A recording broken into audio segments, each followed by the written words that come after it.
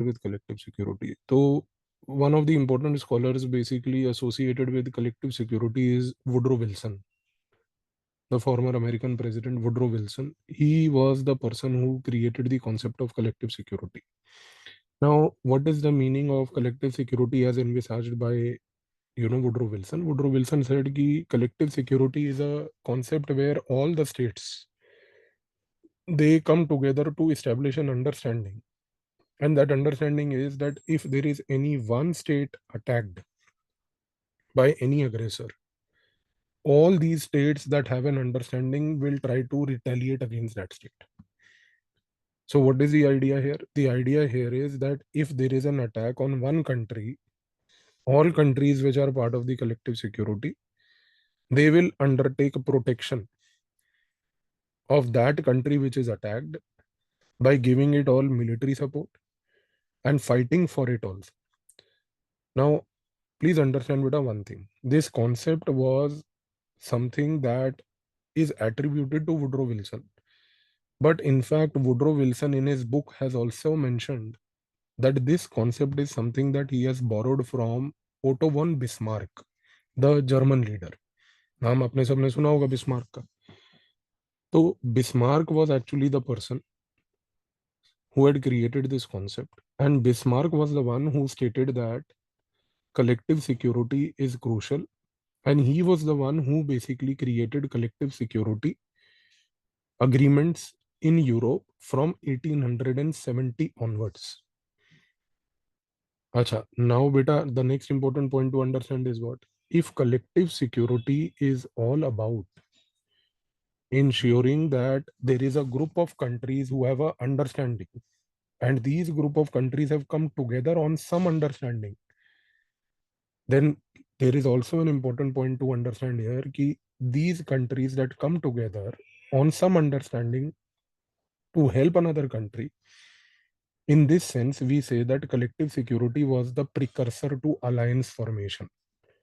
Because even in alliance, the same thing happens. कि भाई in alliance, what happens is a group of countries will come together.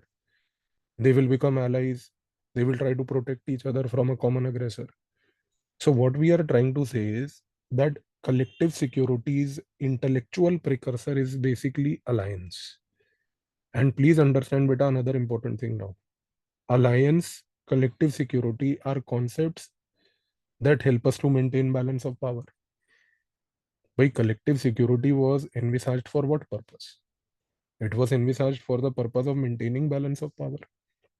If collective security was envisaged for maintaining balance of power, then beta, one thing is very clear, that whenever a group of countries will come together and they say that, okay, we will protect this country or any country who is a part of this group from any aggression, then the idea is that they are all collectively accumulating power. If they are all collectively accumulating power, this collective accumulation of power is also done with the larger objective of ensuring that there is a balance in the international system. So it started with Bismarck, got formal terminology with Woodrow Wilson. But the idea is that there are three concepts associated with collective security, which is alliance, collective security itself, balance of power. ये पूरा clear हो गया जी सबको? ठीक, अब आगे बढ़ते. From the scholarship above and the analysis above, what can we infer about collective security concept? Sir, the first thing we can infer about the collective security concept is, अब जो आपको मैंने बताया कि it is related to alliance and balance of power, first inference that comes out is कि sir, this entire collective security concept is designed to augment power. अगर ये बोलें तो ये गलत तो नहीं होगा सर कि this concept helps countries to augment power. यानी कि sir, one thing is clear कि when we talk about collective security, it is a mechanism that enables the countries to augment their own power structures. Second important inference here is that it acknowledges, ये बड़ा important point है बेटा second वाला, कि it acknowledges the universality of aggression. बेटा आप इस चीज को समझो. When we are talking about collective security, we are saying that we have all come together to prevent an attack from somebody. है ना? That is what we are saying. This means what? This means कि you are accepting the fact कि there will be an aggression. मतलब the entire premise of the concept is not based on peace. The entire premise of the concept, the assumption of the concept is based on the fact that yes, there is going to be a problem. That means that it accepts a universality of aggression. कि aggression is a universal feature. अब देखो यहाँ पर अगर एक चीज मैं बोलूं तो अब आप समझोगे कल की डिस्कशन के बाद बच्चे कि if collective security accepts that there is universality of aggression, can we say that collective security is a mirror of realism? अगर ये क्वेश्चन आ जाए तो आप समझ पाओगे ना, अब इसमें दिक्कत तो नहीं होगी आपको आंसर करने में. Collective security is what? It is a mirror of realism, because the realism theory's basic assumption was this: कि there is international anarchy, countries have to fend for themselves, so as a result of which they will augment power, and conflict is natural, inevitable. This is exactly what is happening here. और देखो कितनी बड़ी irony है, कितना बड़ा ये ढोंग है कि the entire concept of collective security, which talks about something of universality of aggression, has been portrayed as if it is a concept that builds peace. है या नहीं है? कलेक्टिव सिक्योरिटी के बारे में कल भी चर्चा की थी हमने, याद है वो question, collective security, regional security. Collective security में मैंने आपको क्या बताया था sir? One of the basic concepts और manifestations of collective security is United Nation. यानी कि sir United Nation was conceptualised with the objective of ensuring global peace. But see the beauty sir, the basic assumption on which the UN is created will never foster peace. ये इसलिए बोल रहा हूँ क्योंकि UN आज पढ़ना है हमें. इस चीज को समझो, ये कॉन्फ्लिक्टिंग साइकोलॉजी है पूरी. कलेक्टिव सिक्योरिटी के कॉन्सेप्ट को हम कह रहे हैं कि ये बना है इसलिए क्योंकि ये इंश्योर करेगा ग्लोबल पीस. यूएन बना इसलिए क्योंकि वो हमने कहा कि it will promote global piece. पर सर कलेक्टिव सिक्योरिटी का जो फाउंडेशन है, अजम्पशन है, वो प्रमोट ही ये कर रहा है कि there is universality of aggression. तो वो पीस कैसे प्रमोट करेगा? ये डाइकोटमी है, ये डिलेमा है. और तीसरा पॉइंट यहाँ पर क्या है सर? तीसरा पॉइंट बच्चे यहाँ पर ये इन्फ्रेंस है कि Nations agree through collective security that they can end aggression. यानी कि आप प्रीमाइस देखो ना बेटा, प्रीमाइस ये है कि अग्रेशन होगा. प्रीमाइस ये है कि अग्रेशन होगा तो नेशंस जो हैं उसको आके रोक सकते हैं. तो एक ऐसा अजीब सा फंडामेंटल सा असम्पशन है कि भैया अगर प्रॉब्लम हुई, वो भी वायलेंस की, तो नेशन स्टेट्स वायलेंस को रोक सकते हैं. तो कलेक्टिव सिक्योरिटी में दो चीजें याद रखेंगे सर, कि एक, वो एक्सेप्ट करता है कि वायलेंस होगा, अग्रेशन होगा. और दूसरा कि नेशंस के पास पावर होती है कलेक्टिव सिक्योरिटी में उस अग्रेशन को रोकने की. पर बच्चे एक चीज याद रखना कि कलेक्टिव सिक्योरिटी के अंदर सबसे बड़ी कमी क्या है? कमी ये है बेटा कि if nations can end aggression, the critics argue, then why should nations even accept that there can be aggression? आप समझ रहे हो मेरे पॉइंट को? भाई आप जब ये कह रहे हो बेटा कलेक्टिव सिक्योरिटी में कि नेशन एक साथ होकर अग्रेशन को रोक सकते हैं, तो कलेक्टिव सिक्योरिटी को जो लोग क्रिटिसाइज करते हैं वो कहते हैं कि जब नेशन स्टेट्स कलेक्टिव सिक्योरिटी के तहत अग्रेशन को रोक सकते हैं तो फिर अग्रेशन होने ही क्यों देते हैं? आप समझ रहे हो इस चीज को? तो ये एक पॉइंट आपने याद रखना है. ये समझ आया पूरा? अब आगे बढ़ते हैं. How is collective security used as a tool by countries to assert global dominance? So here the scholar that we have, his name is E H Carr. कल जो कराया था मैंने आपको एक आइडियलिज्म में, ई एच कार, CARR वाला. EH Carr ये कहता है कि sir collective security historically has always been used as a tool by countries to augment power, assert dominance. So we have to look at two concepts parallelly. We have to see which are the countries which are using collective security as a tool to, number one, augment power, because whenever they augment power, their objective and at the end is to ensure global dominance. So he says, if you look at history, there are umpteen examples. For example, he starts with Germany under Bismarck. He says Germany under Bismarck, what did they do? Germany under Bismarck unified the territory. After Bismarck unified the territory, Germany augmented its power. And when Germany augmented its power prior to World War I, Germany wanted to emerge as a globally dominant player. So one thing is very clear, sir. Any country which is using collective security is a country that will display two features. First, it will augment power. Second, it will do global dominance. अब आप समझोगे बेटा इस point को यहाँ पर, अगर आज मैं बोलूँ कि this is the reason why India prefers to stay away from alliances. This is why India prefers to stay away from these kind of collective security organizations like NATO, etc. Because we don't want to become a part of the group where we want to augment power through the group and therefore assert global dominance. Because we feel that our global dominance can be exerted differently. We don't need to be a part of a collective security group for that. So we can assert our dominance separately. ये समझ आया बच्चे कि why India refrains from all these kind of organizations which promote this kind of aggressive thinking. दूसरा example देता है यहाँ पर ये बंदा. Second example he says is basically of Soviet Union. He says Soviet Union, when it was formed in 1917 to 1921, in that period also, the objective of creating the Soviet Union per se, that union of Soviet Socialist Republics, was designed with the objective of augmenting power to assert global dominance. Because the objective at that time was to showcase that if along with Russia there are other Soviet states that can align with it in its thinking, then the same thinking can be exported abroad. Same thinking can be exported to different countries. And thirdly, he gives the example of America and NATO.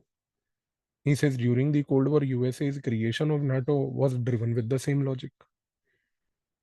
कि भाई NATO is an alliance, everyone should come into NATO. All those who come into NATO can augment power using NATO. And therefore, then what will happen is that NATO will be able to export capitalism globally. Export of capitalism globally is equal to global dominance of US. Export of communist ideology by Soviet Union is equal to dominance of Soviet over all over the world. So idea is very clear, bache, that whenever you use collective security as a tool, you will try to augment power.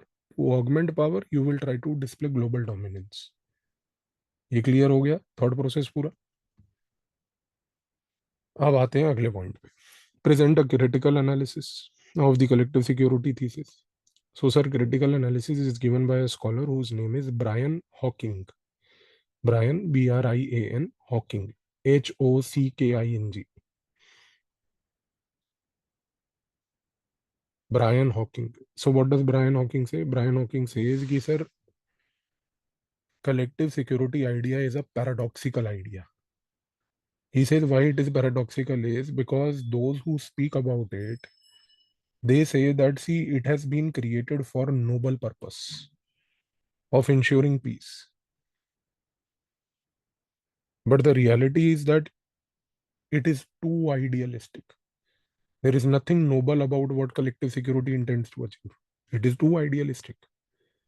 And it is too idealistic to this extent that it does not realize that in the name of promoting peace, it is actually promoting aggression.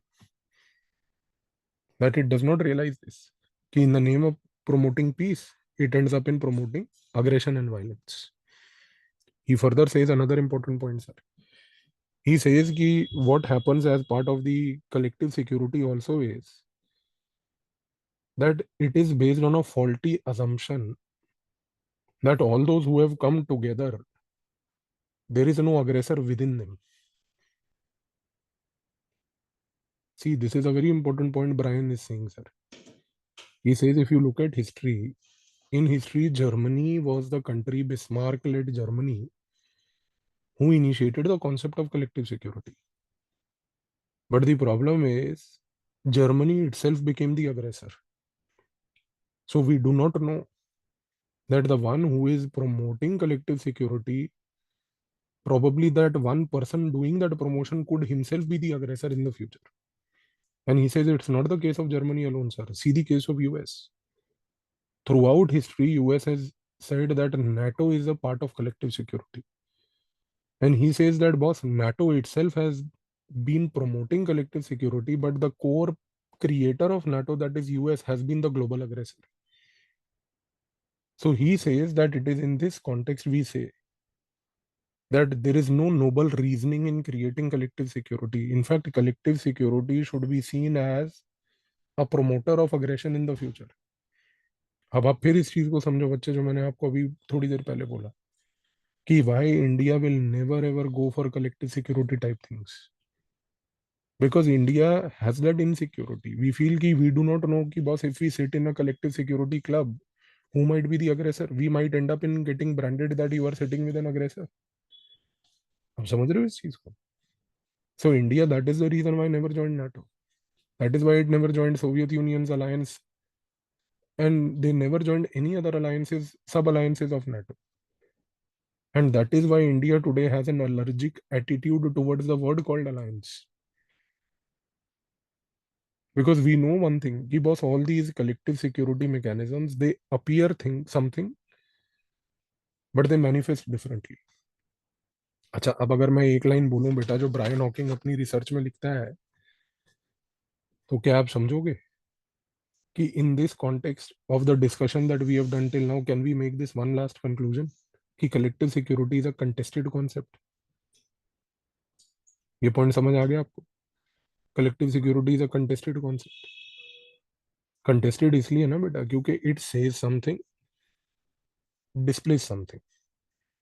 So there is no synchronization of the thought that this is how the things will evolve. Clear हुआ बच्चे सबको?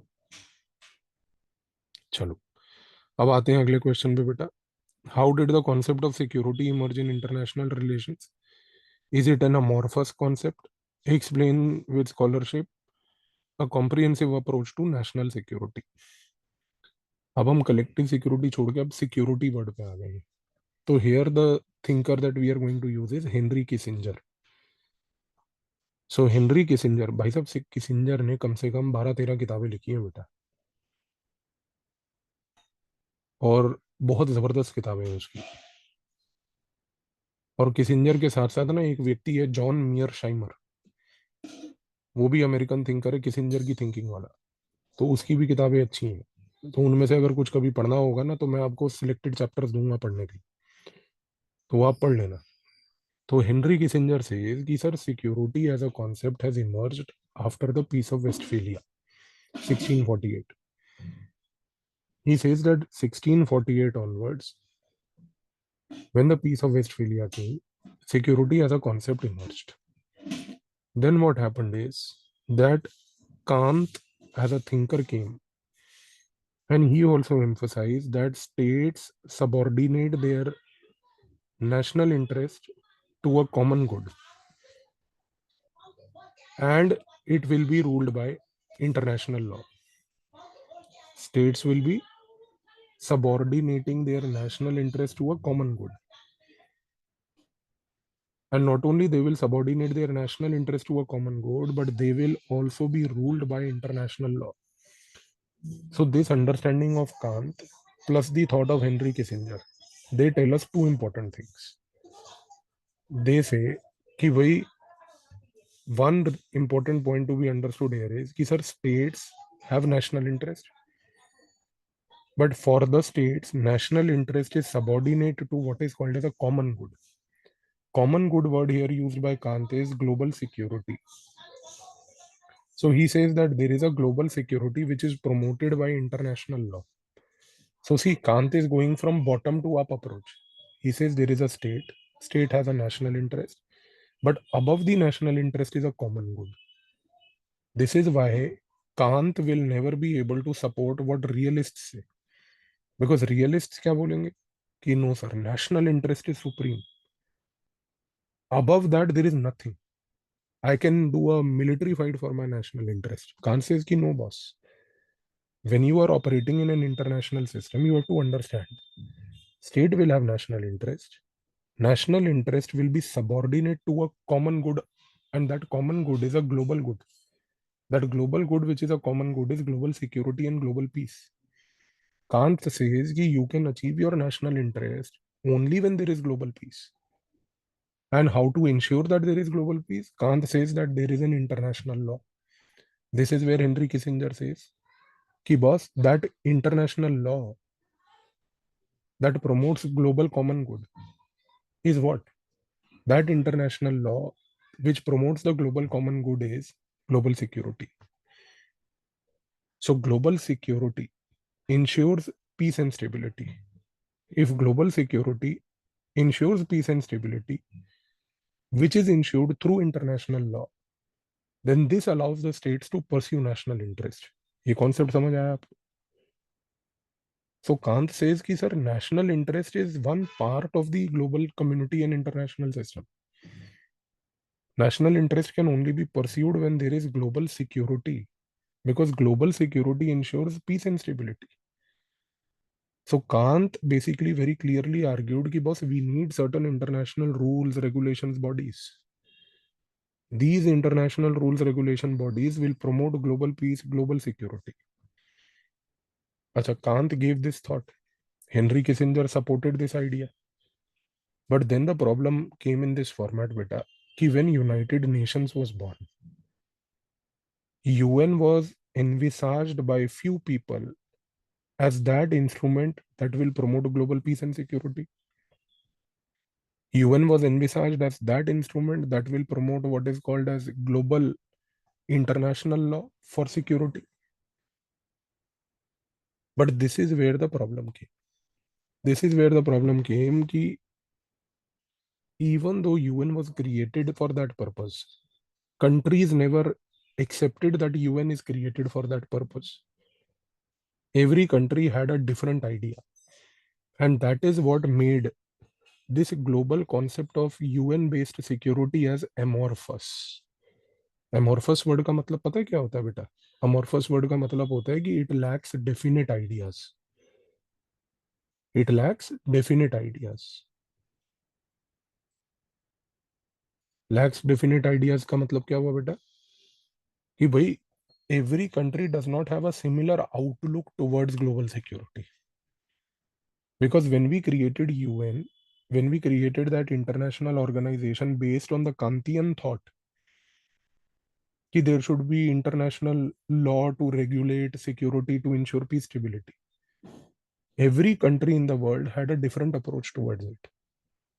Why? Because, for example, India initially saw UN as a platform for global security. That is why, sir, when India witnessed a security issue in the form of India-Pakistan war over Kashmir in 47-48, we took the matter to UN. We perceived at that time that if UN is created on the Kantian principle to provide for international law that will promote global security, so that instrument will help us in promoting global security. But for India itself, its own experience at the UN for Kashmir issue proved that UN cannot provide for global security in Kashmir. So what has happened? Over a period of time, beta, it will not be wrong to say that today India does not look at UN for global security. In fact, India today looks at UN at two levels. One is to promote global development. One is to promote global development. And we look at UN today as not only a global development tool, but a tool for power projection. So we feel that UN is a platform where we can go and talk about ourselves, our achievements, our commitments. Today we can go to UN and we can talk to UN and tell people in the UN about how we wish to emerge ourselves as a responsible player. Power projection. So what has happened, beta? ये कहना गलत नहीं होगा बच्चे कि even from India's point of view, our perception of UN as an instrument, which was envisaged as an instrument for global peace and security, has seen amorphous thinking. Because it started with some idea, but it ended up in some idea. आप evolution समझ रहे हो? 1947-48, we thought UN is for security. During the Cold War, we said no, it is for development. New international economic order, बताया था आपको briefly. And today it is power projection. So see, even from India's point of view, it is amorphous. So one thing is very clear, beta. that security as a concept in international relation lacks definite idea. Amorphous का meaning मैंने आपको बताया ना बच्चे, lacks a definite idea because every country perceives it differently. USA today feels कि boss, for us UN is nothing but an extension of American interest. So for US, UN is nothing but a subordinate office. For India, it is different. So no country today has a definite idea about how to view UN. And why I am repeatedly using the word UN is better because UN was conceptualized for global security based on the Kantian principle that international law should govern, enable countries to pursue their national interests. तो ये point सबको clear हुआ या नहीं हुआ जी? ठीक है, चलो.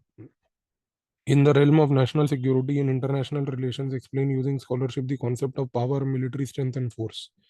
Is power a zero-sum game, sir? Sir, here again, beta, the scholar is Henry Kissinger only. What does Henry Kissinger say? He says, sir, power is what the nations possess to control their sovereignty. Nations possess to control their sovereignty. So, from the Henry Kissinger's perspective, bache, the concept of power is hard power. That in order to protect your sovereignty, what kind of instruments do you have? What kind of possessions do you have? So basically, Henry Kissinger argues that sir, power is all about material capabilities.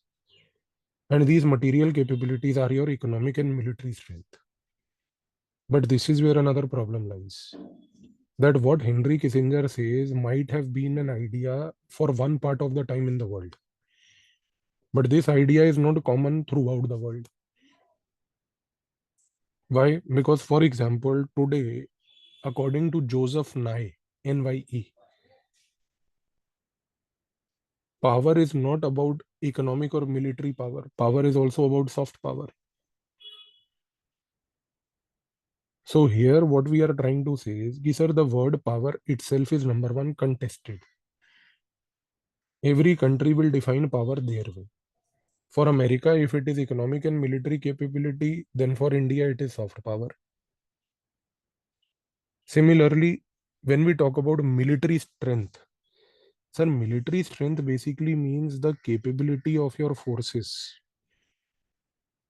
capabilities of your armed forces to protect your sovereignty. So military strength means hardcore strength of your troops. But beta, in military strength, there is one more added concept of nuclear weapon. Ki your military strength is not only your conventional armed forces, it's also your nuclear troops. Nuclear troops means in your armed forces, which of the wings of the armed forces have the capability to use nuclear weapon? So if army only has the capability to use nuclear weapon, we said that army is the only instrument. But beta, if in a country, army, navy, air force all have capabilities to use nuclear weapon, we say triad, TRIAD. All three troops, all three have the capability to launch nuclear weapon. Today, in the case of India, we know beta, we have a triad. Our army, navy, air force all have the capability to use nuclear weapon through their instruments of power that they use. And what is the concept of force, sir? Force here is basically an instrument of coercion to do behavioral change. Force is what? An instrument of coercion to do behavioral change. What behavioral change? The behavioral change to achieve an objective that you have set. So force में बेटा whatever behavioral change you will do, that behavioral change will be based on. That behavioral change will be based on what? It will be based on your military objective. समझ रहे हो आप? It will be based on your military objective. But now the question is, sir, is power a zero-sum game? Answer is yes. क्योंकि भाई, when we talk about the word power, we are basically saying what, sir? Military capability. अब आप कल जो हमने discussion security dilemma की थी बेटा, उसको याद करो. What happens when one country enhances its military capability? Other will become insecure. They will counter increase their military capability. This will then again increase military capability. This will again increase. So it will keep escalating. So why is it a zero sum game? Because nobody gains. Because the idea is that, sir, once you focus only on military capabilities, there is no end to it. Because from military capabilities, you will go to nuclear capabilities. But beyond nuclear capabilities, nothing exists. And that is the time when you might enter, as Henry Kissinger says, you might enter into not only the fact that you'll have a power dilemma, but you will also realize that there is no utility of doing this kind of a game further. Why you will realize that there is no utility? Because what will happen here, beta? If you keep increasing your military capabilities, then from military capabilities, if you keep increasing your nuclear capabilities, one day you will realize, ki, boss, what do I do beyond? This is where Joseph Nye again comes and says that one day you will realize that actual game lies in soft power. So he says that, military capability will enhance to nuclear capability, and nuclear capability will finally manifest one day into soft power. That is why, beta, Joseph Nye and the point that he says is now explained by another scholar here that we will mention. His name is Noam Chomsky. नाम सुना होगा आपने, Noam Chomsky. Naom, Noam Chomsky. Chomsky. Very, very influential man in US, sir. Noam Chomsky. Noam Chomsky's case, this is the reason why today US has realized the power of narrative building. Because US has understood the fact, sir, that it has reached saturation in military power, it has reached saturation in nuclear power. The only way to now control other countries in the world is through the power of narrative. So power is a zero-sum game, boss. Because once you enhance your military capability, once you enhance your nuclear capability, you will realize that you have achieved the peak. While you may not officially accept the peak, you will silently and quietly change towards what is called a soft power. Propaganda is one of the soft powers. Narrative building is propaganda. America is doing this. But आपने कभी America को देखा officially accept करते हुए कि भाई हम military convention और डेवलप नहीं करेंगे? वो कभी एक्सेप्ट नहीं करेगा. पर अमेरिका चुपचाप क्या कर रहा है? कितना चंट है देखो. They are basically trying to use the power of propaganda. आपको ये चीज समझ आई नहीं आई? ये क्वेश्चन समझ आया नहीं आया? प्रोपोगेंडा वाला. ठीक है जी. अब अगले क्वेश्चन को देखो सर. ये आपको होमवर्क दिया था मैंने, 216. ठीक है जी. अच्छा, इसमें मेरे को बताओ जी आप, what are the recent non military ideas emerging in national security studies in IR? Non military ideas क्या है भाई, which are coming up as security challenges? Examine in the light of changing nature of security in IR. भाई ये बड़ा simple सा question है बच्चे. इसमें आप 4-5 चीजें लिख लो, इलेबोरेट आप अपने आप कर सकते हो. पहला है sir energy security. You can self elaborate these points, so I am just making you write the bullets that you can elaborate on your own and build on your own. Energy security, food security, environmental security, health security,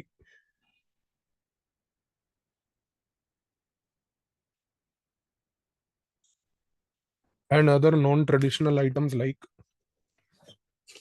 prevention of human trafficking, arms smuggling, drug trafficking.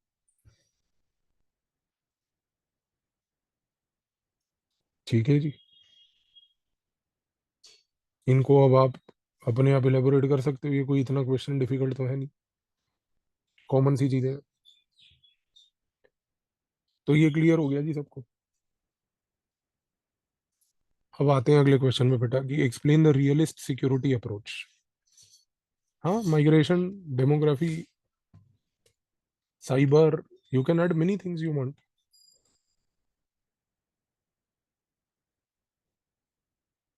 ठीक है जी,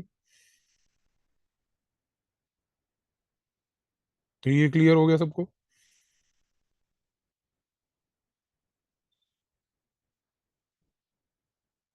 चलो, explain the realist security, sir, using illustration and scholarship, sir. So scholar here is, sir, a person by the name of Buzan, Buzan, Buzan. So Buzan says कि sir, realist scholars have tried to explain security by saying that there is no peace in the world and the world is in a constant environment and state of war. World is in a constant state of war.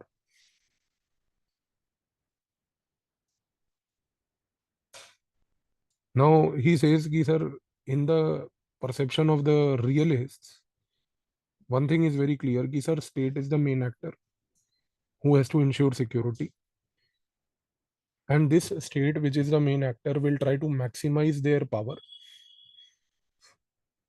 And once it maximizes its power, one thing will become clear, कि it will enter into what is called as alliance formation, augmenting own capabilities, create insecurity, create security dilemma, augment power, increase power, create insecurity, create security dilemma, and therefore use military as a tool to assert global dominance. तो रियलिस्ट्स के नजरिए से तो idea clear है भाई हमें कि भाई इनके लिए the world is in a constant state of war, permanent state of war, war कभी खत्म होनी ही नहीं है। तो इनके लिए sir security is of paramount importance. Buzan says security for realist is of paramount importance. They will do anything and everything for security. ये क्लियर हो गया जी सबको? अब देखो अगला, neo realist approach. Sir neo realist approach का जो स्कॉलर है उसका नाम है Kolasi, KOLASI। What does Kolasi say sir? Kolasi says कि sir, when we talk about the neo-realist perspective, these neo-realists are those people who argue a very important thing. They say कि sir, states will try to not only enhance their military expenditures to maintain global security, but while doing that, they will also try to cooperate with other like-minded states. This cooperation with other like-minded states will create a condition where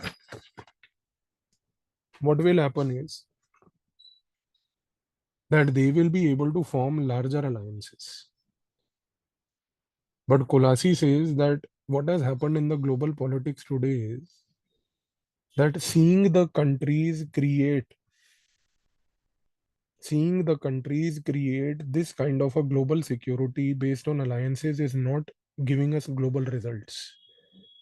So countries, instead of creating these kind of alliances, cooperating on the like-mindedness, have now started creating mini-laterals.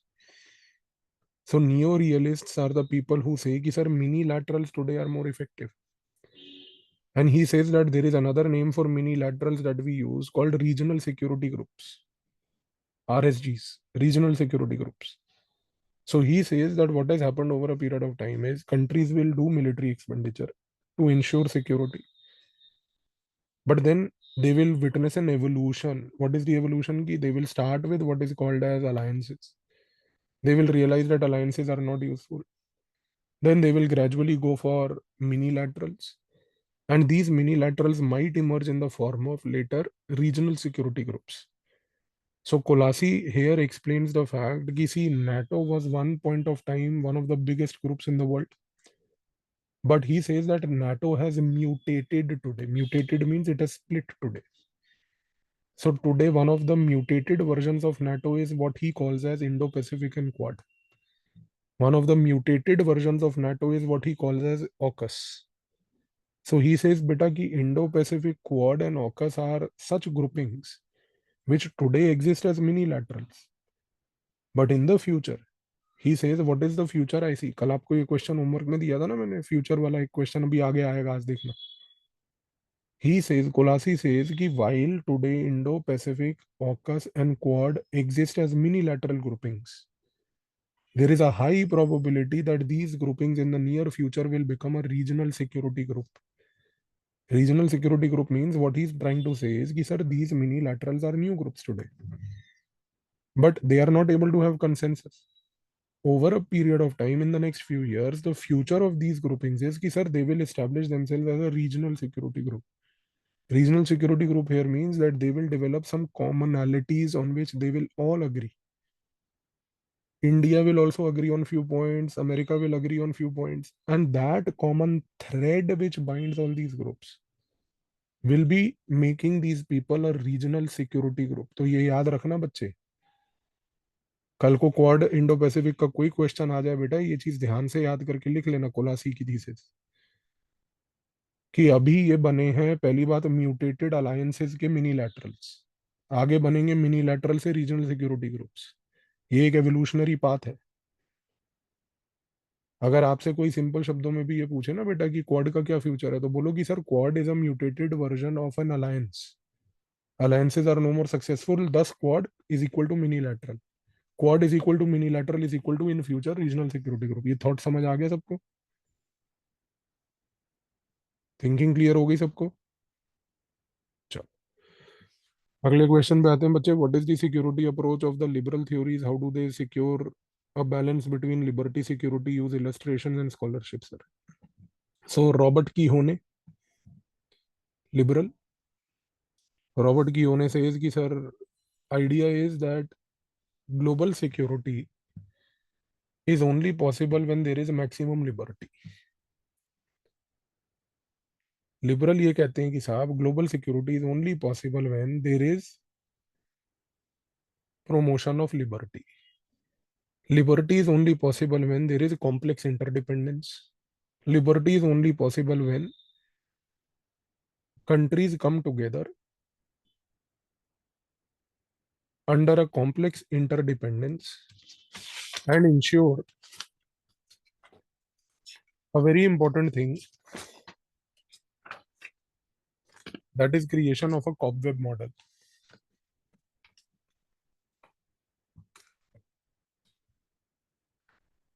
So when they ensure a cobweb model, one thing is very clear, कि at this juncture, when there is a cobweb, when there is complex interdependence, there is maximization of individual liberty, which is creating economic liberty. Individual liberty, economic liberty. This individual liberty, which is promoted through complex interdependence, through the cobweb model, will strengthen economic liberty, and that will ensure global security. क्योंकि कल अपन ने क्या बात करी थी बच्चे complex interdependence में, कि जब आप कॉम्प्लेक्स इंटरडिपेंडेंस को बिल्ड करते हो तो मिलिट्री ऑटोमेटिकली पीछे हो जाती है, the military slips away, because there are economic forces that forge cooperation. तो जितनी ज्यादा इकोनॉमिक फोर्सेस को आप बढ़ावा दोगे ना, उस इकोनॉमिक फोर्स से वो कहता है कि सिर्फ मार्केट्स जुड़ेंगे नहीं, मार्केट्स के साथ साथ सबसे इंपॉर्टेंटली जो चीज जुड़ेगी वो है कि इंडिविजुअल की प्रॉस्पेरिटी और लिबर्टी। और इंडिविजुअल जो है जब वो प्रॉस्पेरिटी और लिबर्टी के पाथ पे जाएगा ना सर, वो कभी वॉर नहीं चाहेगा, he will never want war. ये समझ आया पॉइंट बेटा? देखो आइडिया वही है। सिक्योरिटी लिबरल्स कैसे एक्सप्लेन करेंगे? तो लिबरल्स अपने ही प्रिंसिपल्स पे टिके रहेंगे, रियलिस्ट अपने प्रिंसिपल पे टिके रहेंगे। हर बंदे ने जो अपने अजम्पशंस आइडेंटिफाई किए हैं उस हिसाब से वो अपनी एक्सप्लेनेशन देगा। अब देखो अगला क्वेश्चन सर, नियो मार्क्सिस्ट, ये है असली कलेशी। नियो मार्क्सिस्ट, इनके हिसाब से सर सिक्योरिटी की अप्रोच क्या है सर? नियो मार्क्सिस्ट ये कहते हैं कि sir security is only provided when there is a revolution in the society, because through the revolution the capitalist class is overthrown, there is a state established by the worker population, that worker population will work for the welfare of the workers, and not only they will work for the welfare of the workers। कल आपको एक चीज बताई थी ना मैंने कि sir Marxist will always believe कि sir there will be a borderless world of all workers, लेबरों का उमा बन जाएगा।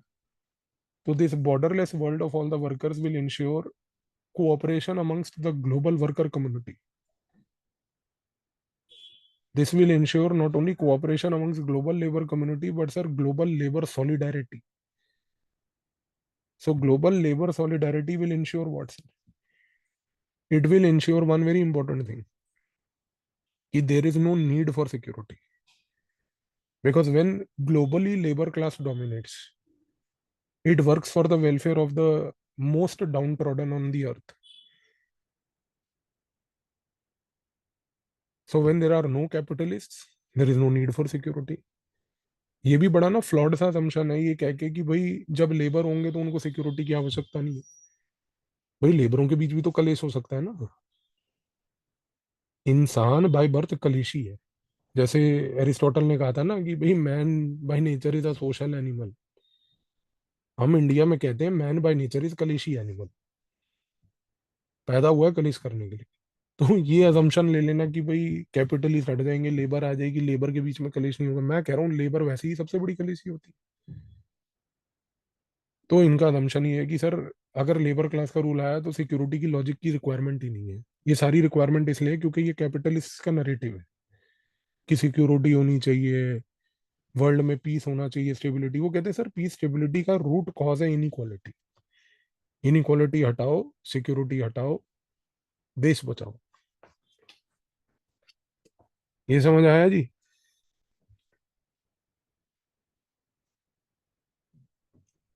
अच्छा, पेज नंबर 219 का पहला क्वेश्चन आपका होमवर्क था जी। अब सेकंड क्वेश्चन देखते हैं sir. Examine the core tenets of the critical theory. अब आपको एक बड़ी दिलचस्प बात बताऊं सर, ये क्रिटिकल थ्योरी क्या थी पता है आपको? 1920s and 1930s was the time period when there were certain scholars living in Germany. These scholars who were living in Germany were basically Marxist scholars. They were inspired by the Russian Revolution. Russian Revolution had already stated very clearly that our objective is what? Our objective is to promote communism globally. But sir, when Russian Revolution happened, when they tried to promote communism globally, they realized that they face a challenge because there is no possibility that another country will buy communism so easily. So you have to do a lot of pressurizing. So what happened at that time is कि while there were communists at one place who were trying to globally promote communism, in 1930s a bunch of scholars came together in Germany, and these people in Germany began to think कि if there is communism that has to be promoted amongst the other states, state can definitely play a role. That means Soviet Union can definitely play a role. But the issue is, what if Soviet Union alone is not able to do that? Then to promote global communism, there has to be some academic support also. To give that academic support to the communist movement globally, these scholars in 1930s in Germany created the Frankfurt School. Frankfurt School. Now what happened? In 1930s, when the Frankfurt School was created, and these scholars of the Frankfurt School were sitting, thinking that how can we lend support to the communist movement. In Germany at that time, Hitler came. Hitler started identifying and persecuting these communists. Hitler even threatened these Frankfurt School people. You know what happened then? All these people of the Frankfurt School, after coming of Hitler in Germany, left Germany, went to US. When they went to US, they renamed the Frankfurt School in US as the critical theory.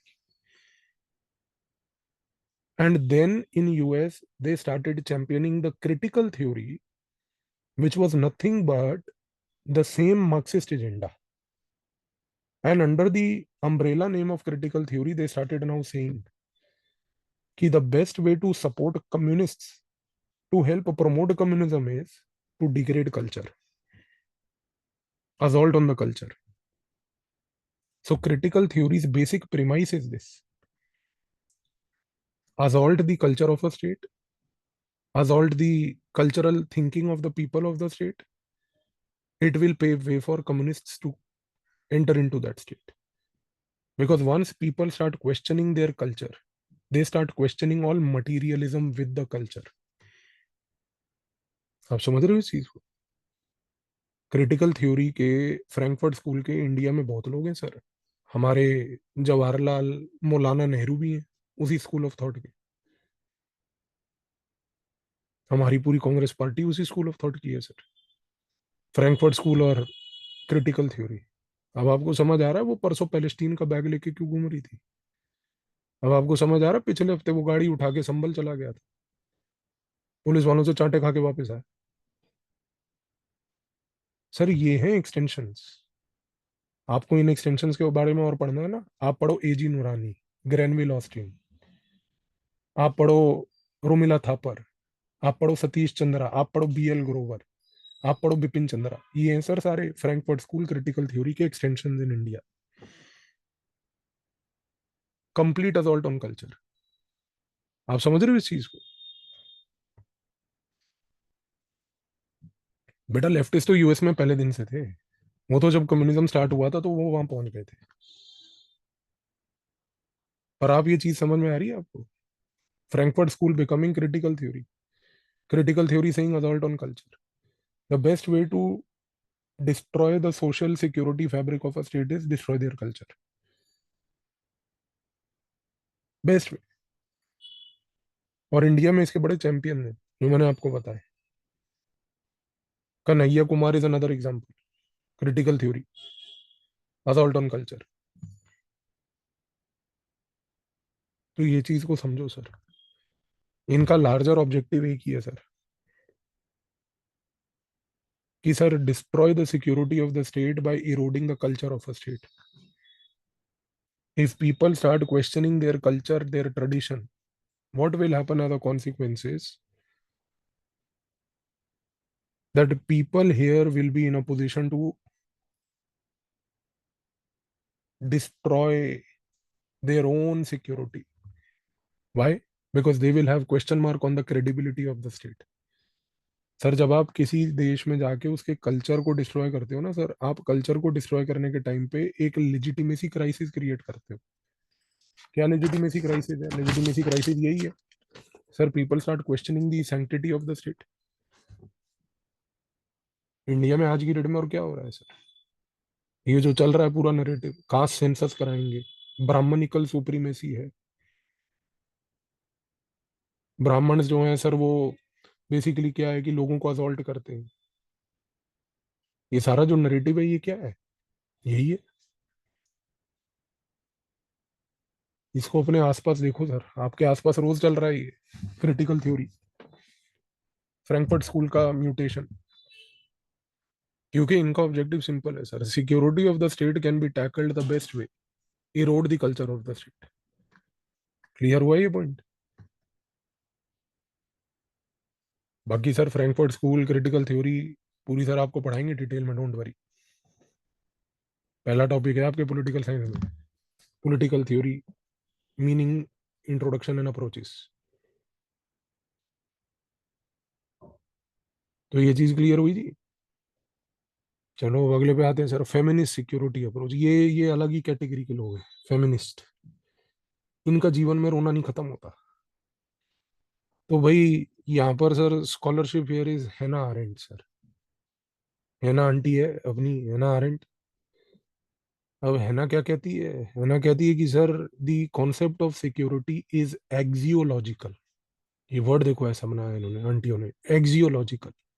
AXIOLOGICAL. एक्सियोलॉजिकल का मतलब होता है sir कि the entire concept of security is based on wrong assumptions, wrong access, wrong premise, wrong assumptions. Security का conception ही wrong है, वो wrong axis पे based है. क्यों? क्योंकि ये कहती हैं कि sir security today is all male centred, male centric. When males talk about anarchy, it is their nature that they like anarchy. मतलब हम क्या कोई कलीसी हैं यहाँ पे? बदतमीज किस्म की बातें कर रही है ना. तो ये कहती है कि sir security is male centric, anarchy is the true nature of man, and males prefer anarchy. It is in this anarchy that they are able to create confrontational situation. They are able to create confrontational situation. So they say कि sir, the entire concept of security is male interest driven. Males like to use force. Males like to prefer to not only use force but also play with big weapons. आप भी खेल लो, हमने मना किया है, उठा लो AK-47, फिर कहोगे भारी है हमसे नहीं उठ रही, हमने कहा है तुम्हें मत उठाओ. तो ये बेसिकली जो फेमिनिस्ट है ना सर, ये कहते हैं कि सर ये सारा ना मेल्स का किया करा है. अच्छा, फिर ये क्या कहते हैं, अब ये कहते हैं कि sir how can security be made feminist. The best way to make security feminist is to address the core issues. Core issue is sir mismanagement of resource. Mismanagement of resource means कि sir males are not able to manage the resources of the state effectively. Only women can manage the resources effectively. घर के बर्तन तो संभाले नहीं जाते, resources manage करेंगी country की, बातें करवा लो बस. फिर ये कहती हैं कि sir the other cause of problem today that has to be addressed to bring about feminist security is human right violations. फूलन देवी जो है वो फेमिनिस्ट थी, वो ह्यूमन राइट वायलेशन नहीं करती थी, वो ह्यूमन का ही वायलेशन कर देती थी. तो ये कहते हैं कि sir address the human right violations. और ये कहते हैं कि sir the root cause why feminist version of security can not be promoted is that there is a social imbalance. Women are always not treated as equal to men. They are not treated as equal to men because they are basically looked upon as housekeepers. So as a result of which, the entire axis on which the security principle is based is faulty. अब देखो feminist ने क्या कर दिया, सारी चीज mails पे डाल दी,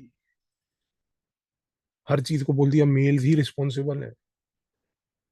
फिर उन्होंने ये बता दिया कि इनके फंडामेंटल इश्यूज भी हैं, पर दीदी अपनी थ्योरी भी दे देते. फिर ये भी बता देते कि आपका परसेप्शन ऑफ सिक्योरिटी क्या है, वो है नहीं.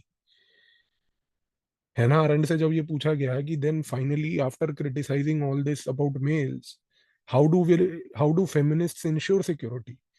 सो her answer was feminist can not ensure security till the time the males are here. तो आप क्या चाहते हो भाई, till the time males are here का मतलब ये कि जब तक मेल्स रहेंगे तो तब तक आप सिक्योरिटी प्रोवाइड नहीं कर सकते. तो बेसिक आइडिया इज कि sir when it comes to feminist perspective, let's understand one thing sir. They are critical of the security. Their criticism of the security is that it is male dominated, but then they fail to outline their version of security. So by merely criticizing and leaving things will not work, sir. You have to present an alternative argument also. तो ये कहते हैं कि नहीं, the alternative argument is कि sir mismanagement of resources and human right violations must stop. But sir, how is mismanagement of resources and human right violations, if they are stopped, ensure security? कोई logic है इस बात में? तो ये इन्होंने बोला है. बट चलो सर, अब बोल दिया तो अब हम क्या करें फिर, हमें तो पढ़ना ही पड़ेगा अभी. अब आते हैं जी अगले पे, constructivist security approach. Sir constructivist security approach is given bye Whitney web. Whitney, WHITNEY, Whitney web, WEBB. So sir their perception, constructivist perception of security is कि sir security problems arise because of socio-economic conflicts. So they say कि sir socio-economic conflicts are basically the reason why there is a need for security. Now what they also say is कि sir today what has happened is that because of globalization there is value and culture erosion, and any erosion of values and cultures will create more security challenges. Because sir when a man is basically deprived of his own civilizational value and culture, he will feel insecure. And that insecurity will create some kind of social crisis. That insecurity will not only create some kind of social crisis, but that insecurity will also ensure that there are cultural dissonance in the society. Cultural dissonance, cultural dissonance का मतलब ये, देखो इनका logic क्या है sir, ये कह रहे हैं कि सोसाइटी के अंदर सारी प्रॉब्लम क्यों हो रही है, क्योंकि सोसाइटी के अंदर जो लोगों के कल्चर्स हैं वो इरोड हो रहे हैं। इसका इरोजन का सबसे बड़ा ड्राइवर क्या है? ग्लोबलाइजेशन। ग्लोबलाइजेशन क्योंकि आज की डेट में कल्चर्स को इरोड कर रहा है, तो लोगों के अंदर इनसिक्योरिटी हो रही है। इस इनसिक्योरिटी की वजह से सारे सिक्योरिटी प्रॉब्लम्स क्रिएट हो रहे हैं। So they are saying कि sir, if today people are becoming violent, if there are security problems, let's understand that these security problems are not because of anything else, but their root cause. That root cause is erosion of social and cultural values. So how do you ensure security? So they say to ensure security, you don't need military. To ensure security, you don't need weapons. To ensure security, you don't need nuclear technologies.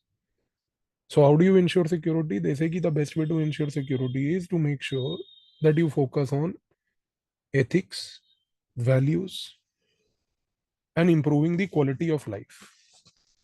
So if you work on ethics, values, improving the quality of life, then what will happen is that cultures of the people will remain protected. And protection of cultures of the people will ensure the next important thing, which is that there will be no cultural deprivation. Absence of cultural deprivation will create conditions where one thing will become very clear. In this scenario, if people feel that their cultures are not violated, they will have no insecurity. So constructivist version of security is more related through education, more related through ethics, value of life, quality of life promotion, etc. So they are the ones who do not use the term military at all. अब आते हैं जी, Copenhagen school was influenced by political philosophy and contributed to the concept of power and security through multidimensional comprehensive approaches in the ontological epistemological context. Examine the thesis in the light of scholarship. Scholar here is Sir James Stavridis. James Stavridis. Staviridis. Stavridis. Staviridis. James Stavridis. Now, sir, what is the Copenhagen School? Copenhagen School is a school which says that security is a phenomena that needs to be addressed in a context. The context here is that the states are not abstract entities but are made up of societies. तो ये step by step approach बोलते हैं sir. ये कहते हैं कि sir security is a phenomena that needs to be addressed in a context. तो हर एक टाइम पे सिक्योरिटी को अगर आपको देखना है तो एक कॉन्टेक्स्ट के नजरिए से देखो। दूसरा ये कहते हैं कि states are not abstract entities, they are made up of different kinds of societies. So society has to be at the heart of any analysis of security. And how does that happen? They say कि भाई states must realize that they all have a common interest. They must try to protect the gains that they develop out of the common interest. And how do they protect the gains out of the common interest? By creating mechanisms where energy of each individual is driven to strengthen society. Energy of each individual is driven towards strengthening of the society. So, sir, their logic is not very different from what is called as the constructivist view that we have just seen. They also say the same thing, कि boss, security is not about military. Security is all about society. It is all about the individual in the society. It is also about how individuals use their energy, synergize or cooperate with their energies to do nation building. So if all individuals If all individuals are focused by basically bringing their energy for nation building, then their constructive energy is used for a purpose. This purpose will work for their betterment. So security cannot be provided merely by military, sir. It has to be also provided by channelizing the energies of the people for well-being. And this is where these people also say, sir, that state alone cannot play the role here. Certain non-state actors like global institutions, certain non-state actors like, international organizations, they also help drive this behavior. So Copenhagen school is very clear, boss. Society has to be seen from the prism of security. In the society are individuals. Channelize the energy of each individual for well-being. Use international organizations to also channelize the energy of each individual for well-being. If each individual in each society is focused on well-being, security is automatically offered because the energies are diverted towards well-being and not towards war. So security is not to be provided by military. Security has to be provided by channelizing or synergizing the energies of the people. State alone is not the player. International organizations will also play an important role. So there is an interconnected world where everyone focuses all their energies on their own well-being. So well-being centric security. More focus on well-being, more focus on upliftment of your thinking, more focus on your own creative energy, no requirement of military. समझ आया जी Copenhagen school? अब what are the tenets of the Aberystwyth School of Security and who are the scholars? Sir ये school जो है, ये school has been given by John Perkins, PERKINS, Perkins. ठीक है जी.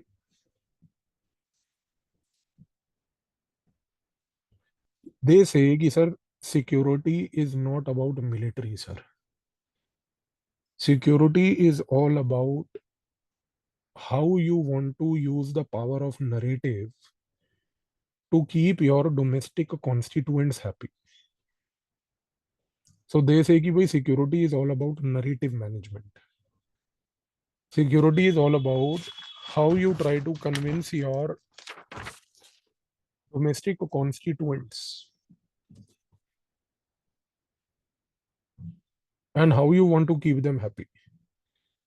Perkins further says कि sir sometimes some countries resort to war. When they resort to war, what happens is कि sir war is done with the larger objective to keep the domestic population happy. Because there are some people in some countries who prefer war all the time. For example, state of Israel. So John Perkins says कि sir Israel will perpetually either be in conflict or manufacture conflict. Because Israeli people have been dominated by this narrative that war is essential for living. John Perkins then goes to a much deeper level, sir. He says कि sir in those states where conscription is mandatory. Conscription समझते हो आप बेटा? Mandatory military service. He says कि sir in those states where conscription is mandatory, these are states which are a clear example that the dominant narrative here is in these states. The dominant narrative in these states is that we will always focus on aggression and violence. But he says that there are some states which also have a dominant narrative that our focus is on well-being and neutrality. For example, Switzerland. He says Switzerland, Scandinavian countries, these are states that will never ever use the concept of war. Their dominant narrative is let's live peacefully. So he says कि sir security differs everywhere. Because every time whenever we see security, we have to see, sir, what is the narrative at that time in the state. If the narrative is that we want to keep fighting because we are a state under a constant threat, then the narrative will be to basically always fight war, do military expenditure, etc. But if the narrative is not of this, then one thing is very clear. कि sir in the future this will create a different narrative as seen in the Scandinavian countries. So he says very clearly, sir, security is all about how you want to tackle your domestic constituents, your people of the state. समझ रहे हो जी आप? तो ये चीज क्लियर हुई या नहीं हुई? अब हमारे यहाँ पर देखो, अब यही चल रहा है sir.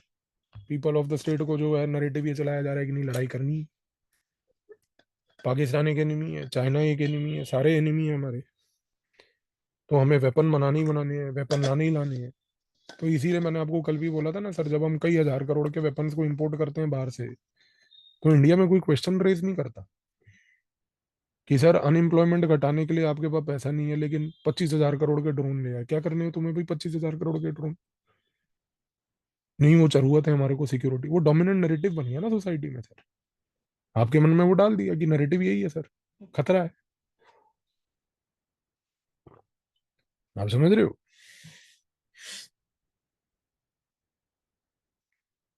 C 2020 China never did that for because of Covid. वो हमारा कंप्लीट इंटेलिजेंस फेलियर था। 1 लाख ट्रूप्स चाइना के जो है 2020 जनवरी में मंगोलिया के बॉर्डर के पास एक्सरसाइज करके, मिलिट्री एक्सरसाइज करके नीचे आ रहे थे। और मार्च में जब वो नीचे आ रहे थे मंगोलिया से एक्सरसाइज करके, तो उन्होंने यूनान प्रोविंस की ओर जाना था, which is in the east. अब वो वहां जाने के बजाय लद्दाख में रुक गए। जब वो लद्दाख में रुक गए और जब उन्होंने वहां पर एक स्टैंड ऑफ आपके साथ क्रिएट कर दिया, तो सबसे पहली बात, आपकी national technical research organisation NTRO क्या कर रही थी? एनटीआरओ रॉ के अंडर आती है और एनटीआरओ का चीफ डायरेक्टली एनएसए को आंसर करता है जाके। ये क्या कर रहे थे? क्या एनटीआरओ के पास इतनी सैटेलाइट इमेजरी नहीं थी कि 1 लाख ट्रूप्स नीचे उतर रहे हैं, 1 लाख ट्रूप्स आ रहे हैं, वो कहाँ जा रहे हैं? तो वो कर क्या रहे थे? विस्की पी रहे थे अजीत डोभाल के साथ सुबह से रात, क्योंकि वो तो सिर्फ विस्की पीता है सुबह से रात, काम तो कुछ करता नहीं। Is one of the most low competence officers in the government today. आप किसी रिटायर्ड आईबी वाले से कभी बात करो ना अजीत डोभाल के बारे में, तो वो आपको बताएगा sir, a man with very mediocre intelligence, low competence. उसके बारे में ये एक कॉमन परसेप्शन है। आप सोचो, आप कर क्या रहे थे? उनको कोविड से क्या लेना देना? वो अपनी मिलिट्री एक्सरसाइज करके जब वो नीचे आ रहे हैं, आपकी इंटेलिजेंस इसको समझ ही नहीं पा रही है कि वो आ रहे हैं आपकी तरफ, और फिर आके अब वो स्टैंड ऑफ करके खड़े हो गए, आपके कई हजार करोड़ उन्होंने बर्बाद करा दी। आप हाथ पे हाथ रख के बैठे रहे, आप रीले मनाते रहो बस। तो ये चीजें जो है ना, मतलब ठीक है अभी ये सब कवर्ड है, मैं आपको बता रहा हूँ, आप खुद इस चीज को ऑब्जर्व करना बेटा, 4 से 5 साल रुक जाओ, इनका समय आने वाला है। क्योंकि जिस दिन ये जाएंगे ना, उस दिन जब इनके कच्चे चिट्ठे खुलेंगे ना, तब देश को पता चलेगा कि इन्होंने क्या बेड़ा गर्क किया, देश का नर्क बना रखा है। अभी कल देखो वन नेशन वन इलेक्शन वाले उसमें वोटिंग, बीजेपी के ही आधे सांसदों ने वोट ही नहीं किया। देखा आपने सर? बीजेपी की फुल मेजोरिटी ने वोट नहीं किया उसमें, कई सांसद भागे हुए थे 30 से ऊपर। ये इंडिकेशन है सर आने वाले टाइम का कि पार्टी में दरार पड़ रही है। वरना सोचो, किसी की हिम्मत थी आज से 2 साल पहले की, अगर मोदी बोलते पार्लियामेंट में आके बीजेपी के लोगों को कि वोट करना है, और वो वोट ना करें सर, एब्सटेन कर दें। बहुत बड़ा खेला होने वाला है बेटा अभी। आप वेट करते रहो अभी, चीजों को देखते हुए, अभी बड़ा दिलचस्प समय है इंडिया में अगले 2-3 साल। ये झोला उठा के जाएंगे, इनको जाना ही पड़ेगा। और झोले में पूरे गुजरात को डाल के जाएंगे ये, क्योंकि उनको नहीं चाहिए, हमें नहीं चाहिए वो लोग, ले जाओ उनको भी। तो ये चीज आप देखना अभी कैसे बहुत मजेदार चीजें अनफोल्ड होने वाली हैं। तो इनके कच्चे चड्डे खुलेंगे, आप देखना एक एक करके। पुलवामा, बालाकोट, उरी, पठानकोट, सब निकलेगा, आप देखना एक एक करके आएगा। मणिपुर। तो चलो एनीवे, अब आते हैं बेटा ये पोस्ट मॉडर्न वाले पे। सो पोस्ट मॉडर्न का आपको आइडिया क्लियर है बेटा? पोस्ट मॉडर्न बेसिकली सेज कि all problems today in the society are created because of modernity. Modernity is driven by globalization. Globalization and modernity have created marginalization of people. And because it has created marginalization of people, one thing is very important, that today conventional wars are happening only because there is a fight for resource. But sir, these people of post-modernity have said one very important thing. You know what? They have said ki sir, modernization, modernity, globalization, all these things have not only created what is called as marginalization, not only marginalization, but all these marginalized people are now used by states as mercenaries. All these marginalized people are used by states as mercenaries. And they are used as mercenaries to wage proxy wars. So security has witnessed a new concept, that from conventional wars to proxy wars. In proxy wars, these people have come to the conclusion now that the best way to tackle the marginalized sections is to use them in a proxy war, use them as mercenaries, continue to do those agendas which at the conventional level you could not do. आप समझ रहे हो इस point को? For example बेटा, when we see Russia doing activities in Africa today using Wagner Group, it is basically an attempt to allow mercenaries from all over the world to join Wagner Group and play part in proxy wars of Russia. अभी ये जो एक debate चला था India में कि भाई India से लोग जो है यूक्रेन की लड़ाई में चले गए, हरियाणा के लोग वगैरह जो चले गए थे वहां पर, वो कौन थे sir? They are mercenaries, marginalise sections of the society. झूठ बोल के ले गए उनको, रसिया रसियन मिलेगी, कुछ नहीं मिला वहां पे, यूक्रेन की लड़ाई में डाल दिया, दो चार बेचारे मर भी गए. तो ये चीज को समझो sir. Wars are no more, security is no more conventional sir. Security has now become at a different level, proxy level. And in this proxy level, marginalized people are used. How are marginalized people born? They are born because of the modernity and the consequences of modernity. So the marginalized section in the society is by birth of modernity. So यहाँ पर thought clear होना चाहिए sir. Modernity is the problem. Modernity has created marginalized section. Because of the marginalized section, conventional wars have reduced. Proxy wars have increased. Marginalized people are used in the proxy wars. States continue to fight. Security remains dominant. But marginalized people are now used for fighting proxy wars. ये idea है पूरा. Clear हो गया जी? अगले 3 question आपके homework थे बेटा. Page number 224. पहला question. Present a critical evaluation of the concept of balance of power. You can write down 2 lines here. The concept of balance of power has never ensured real peace.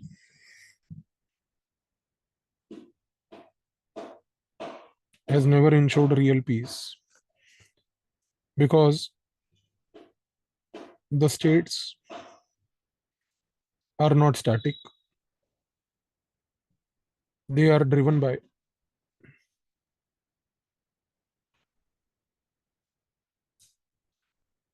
revisionism,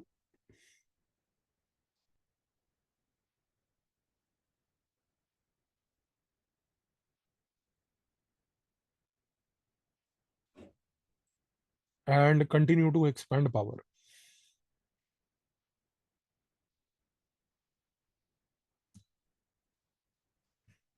The conflict between America and China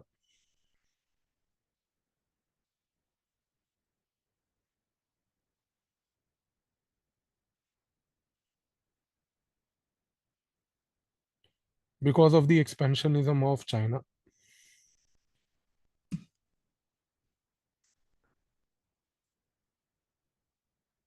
has left the balance of power theory completely in dilemma.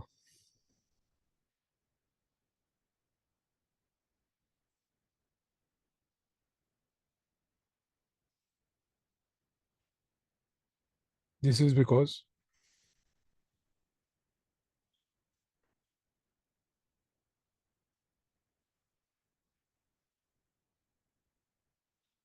The states continue to expand,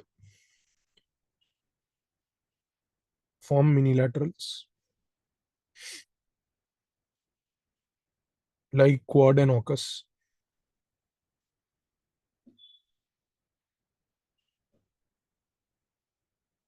and yet fail in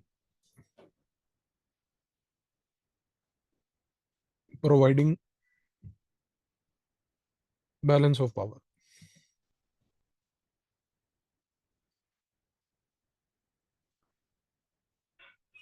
The concept has also failed because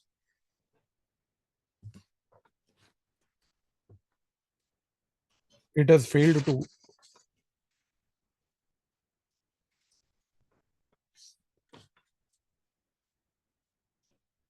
discuss issues pertaining to human right violations,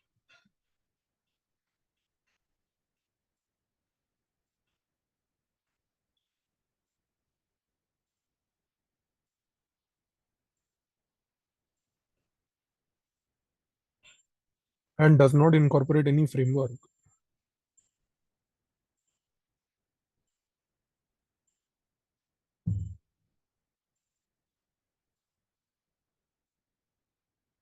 to address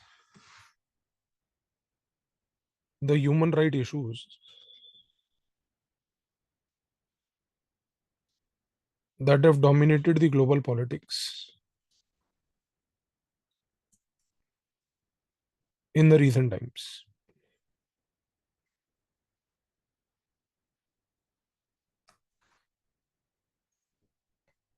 ठीक है जी. अगला वाला question आपको homework दिया था बेटा, page 225 पे आते हैं. क्या हुआ? एक सेकंड रुकना यार, पता नहीं क्या इनको मौत पड़ी है.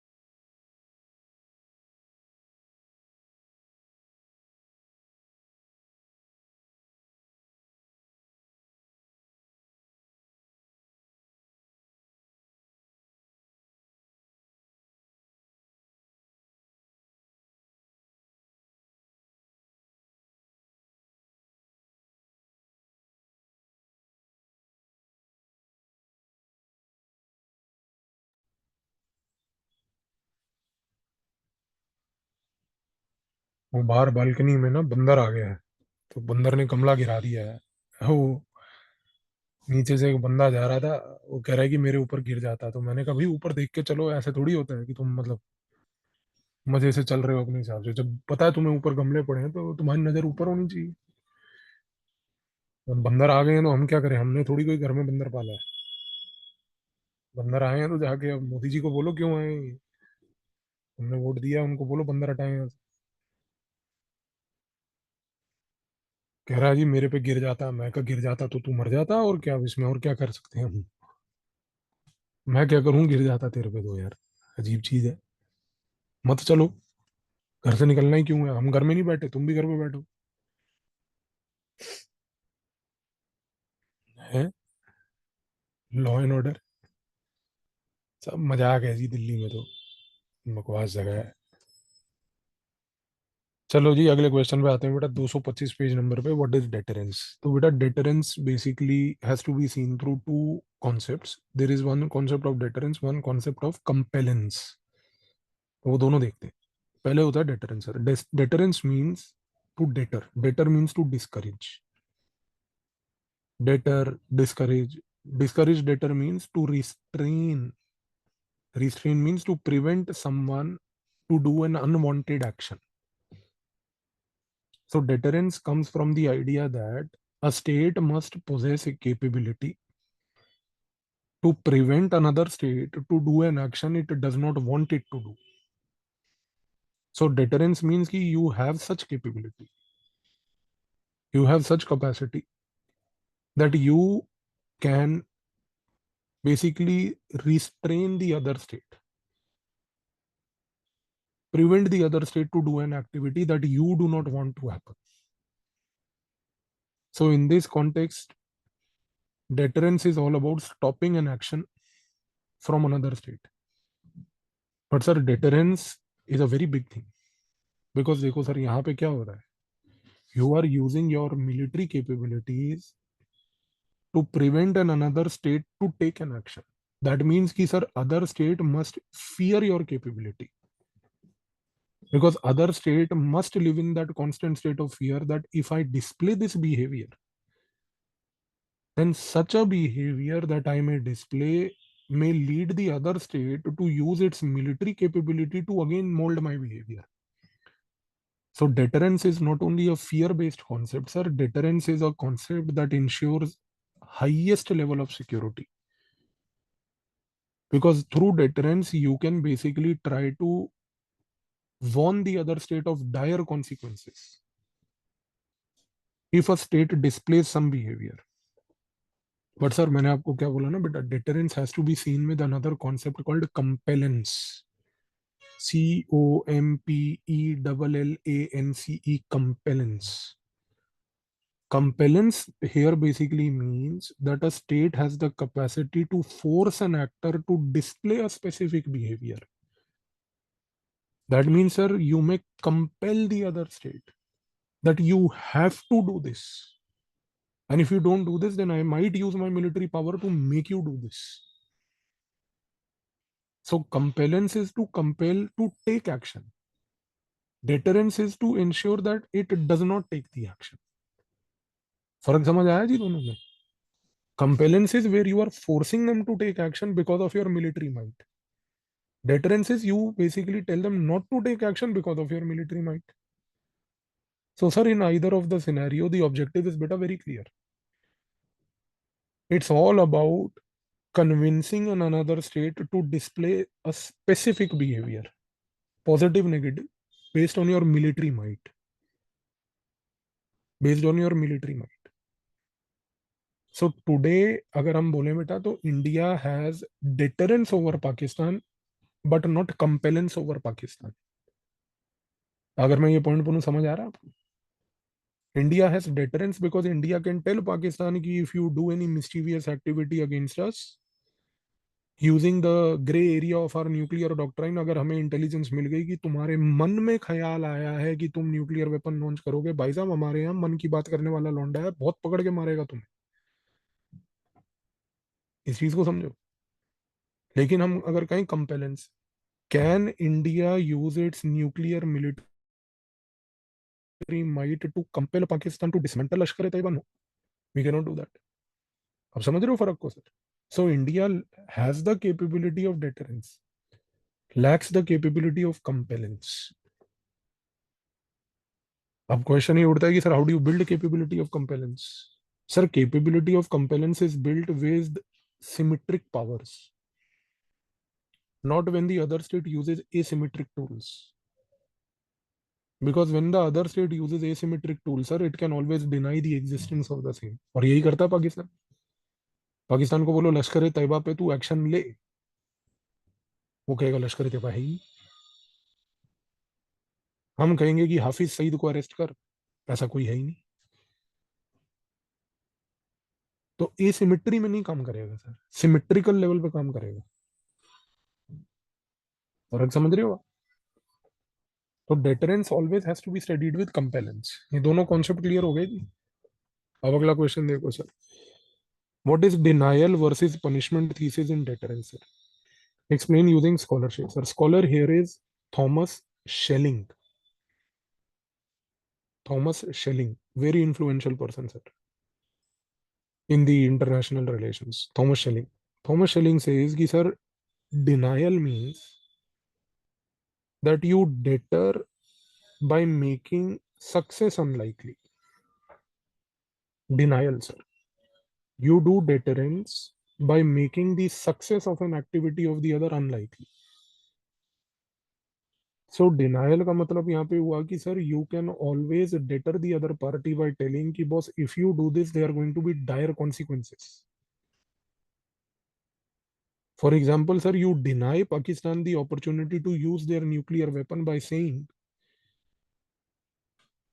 that if you happen to use your nuclear weapon, then there will be massive and unacceptable retaliation. Denial है ये. पाकिस्तान को आप ये बात बोल दो कि Pakistan we have no first use, but if you happen to use your nuclear weapon first, if you even drop one nuclear warhead on India, there will be massive and unacceptable retaliation by India. Your consequences for your behavior will be catastrophic for you. So therefore, using our massive and unacceptable retaliation principle, we are able to deny Pakistan the opportunity to use their nuclear warhead against us. Denial. ये चीज समझ आई denial की. और punishment क्या होती है sir? Punishment means कि sir you impose penalties upon a state displaying the behaviour. How do you impose a penalty? By punishment. For example surgical operation sir. If Pakistan resorts to use of a non-state actor to do terrorism against India, sir, punish Pakistan for that misadventurism. Carry out a surgical strike operation in their territory by deliberately targeting that specific place, that specific jihadi group that resorted to this. समझ आया आपको? Punishment sir. Punishment का मतलब ये होता है कि sir impose penalty. Impose penalty. अच्छा, एक चीज ये याद रखना sir. Punishment does not imply a permanent change in the behavior of the state. Punishment is done with an intention to inflict, harm to you. Punishment is done with the objective of inflicting harm to you for displaying a specific behavior. But whether that punishment will lead to a long-term behavioral change or not is something which is highly debatable in international relations. अब आपने देखा होगा कि जैसे हमारी society में आज की डेट में अनफॉर्चुनेटली कई ऐसे मर्द होते हैं जो शादी करने के बाद भी बाहर जाके मुंह मारते हैं, मुंह काला करते हैं. फिर वो कभी पकड़े भी जाते हैं तो उनको पकड़े जाने के बाद वो कितना प्रायश्चित करते हैं, माफ कर दो माफ कर दो. और फिर मजबूरन वो लड़की के ऊपर एक दबाव डाला जाता है हर घर की तरफ से कि चलो एक बार गलती हो गई माफ कर दो. पर सर वो लड़की पे दबाव डाल के आप उस व्यक्ति को माफ तो कर देते हो, पर क्या वो व्यक्ति जो लड़का है वो अपने व्यवहार को बदलता है? कभी नहीं बदलता sir. Once a cheater always a cheater sir. इसीलिए सर ये चीटर्स के साथ ना, इनके साथ दो ही तरीके हैं टैकल करने के लिए. या तो इनका औजार काट दो और या इनको कैस्ट्रेट कर दो. There's no other way, sir. That's the only way to prevent cheating. Chemical castration कर दो सर, चीटिंग खत्म. क्योंकि these people will never change their behavior, sir. They will seek forgiveness. They will ask for punishment also, but they will never change their behavior. तो sir behavioural change ना punishment से नहीं होता sir. ये एक important point है international relations में भी. आप किसी स्टेट को पनिश करोगे, अब जैसे कि US has been punishing Iran for a long time by doing sanctions, but does that deter Iran? It does not, sir. Iran remains committed to supporting Hezbollah, Hamas, Houthis, everybody. So more you punish, there is a high probability that a state will display more such recalcitrant behavior. So punishment as a tool has not been found very effective, sir, in international relations. समझ रहे हो आप इस point को बेटा? Punishment as a tool. ये चीज क्लियर हुई? Denial versus punishment.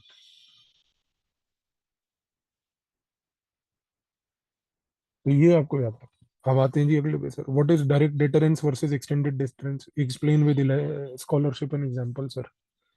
Scholar here is बेटा Michael Lewis. LEWIS, Lewis. Sir मैं आज तक ये नहीं समझा. आप सोचो कि कितनी आयरॉनिकल बात है कि हमारी आज की डेट की सोसाइटी में भी जो मर्द ऐसी हरकतें करते हैं बाहर मुंह मारने वाली, उसके बावजूद सर उसका खमियाजा एक औरत को भुगतना पड़ता है सोसाइटी में. Sir why should that girl continue to live in that relationship with that person? और यहाँ पर हो जाती है फैमिली. फैमिली वाले ही आपको कन्विंस करेंगे. और सबसे बड़ी बात पता है क्या है सर, मैंने एक चीज ये भी ऑब्जर्व करी है, आप देखना कभी आपके आसपास भी कभी ऐसी चीज हो तो लड़की के माँ बाप सबसे पहले उसको बोलेंगे नहीं नहीं रहो. और लड़की के माँ बाप से पूछना चाहिए, लड़की की माँ को पूछना चाहिए कि कल को अगर तुम्हारा पति यानी कि हमारा बाप अगर ये हरकत करे तो तुम रहोगी उसके साथ? Sir our society unfortunately is totally screwed up sir. Does not have any morality today. माँ बाप अपनी बिटिया की जिंदगी तबाह करने के लिए just for the sake of society एक ऐसे वन मानस के साथ उसको छोड़ देते हैं. सोचो कितनी अजीब बात है ये. और क्या करेंगे सर? तो सर माइकल लुइस क्या कहता है? सर माइकल लुइस कहता है भाई direct deterrence means an effort to prevent an attack on own territory. Direct deterrence है कि sir I will take steps to prevent an attack on my territory. I will ensure कि sir my security is beefed up that you do not have the potential to attack my territory.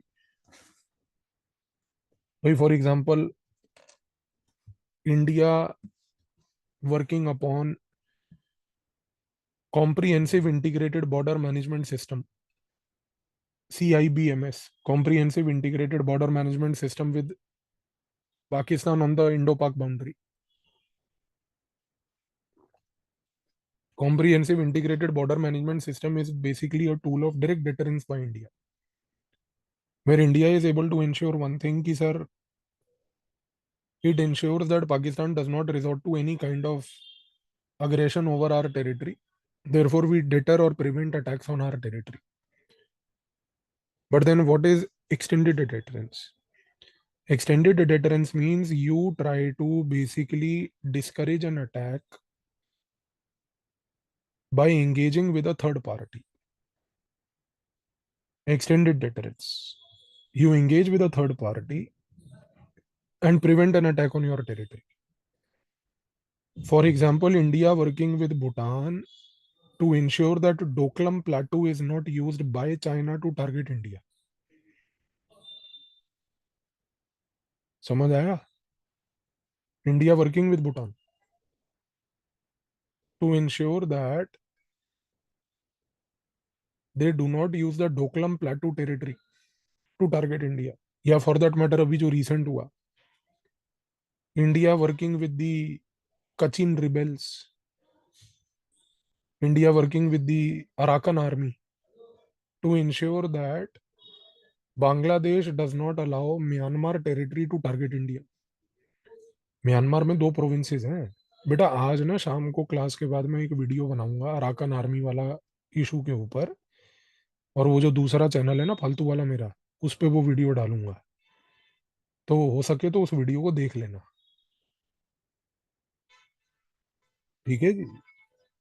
क्योंकि Myanmar के अंदर हैं 2 provinces. एक है Kochin province, KACHIN, जो कि tri junction पे है इंडिया म्यांमार चाइना के, और एक है अराकन प्रोविंस जो इंडिया और बांग्लादेश और म्यांमार के बॉर्डर पे है.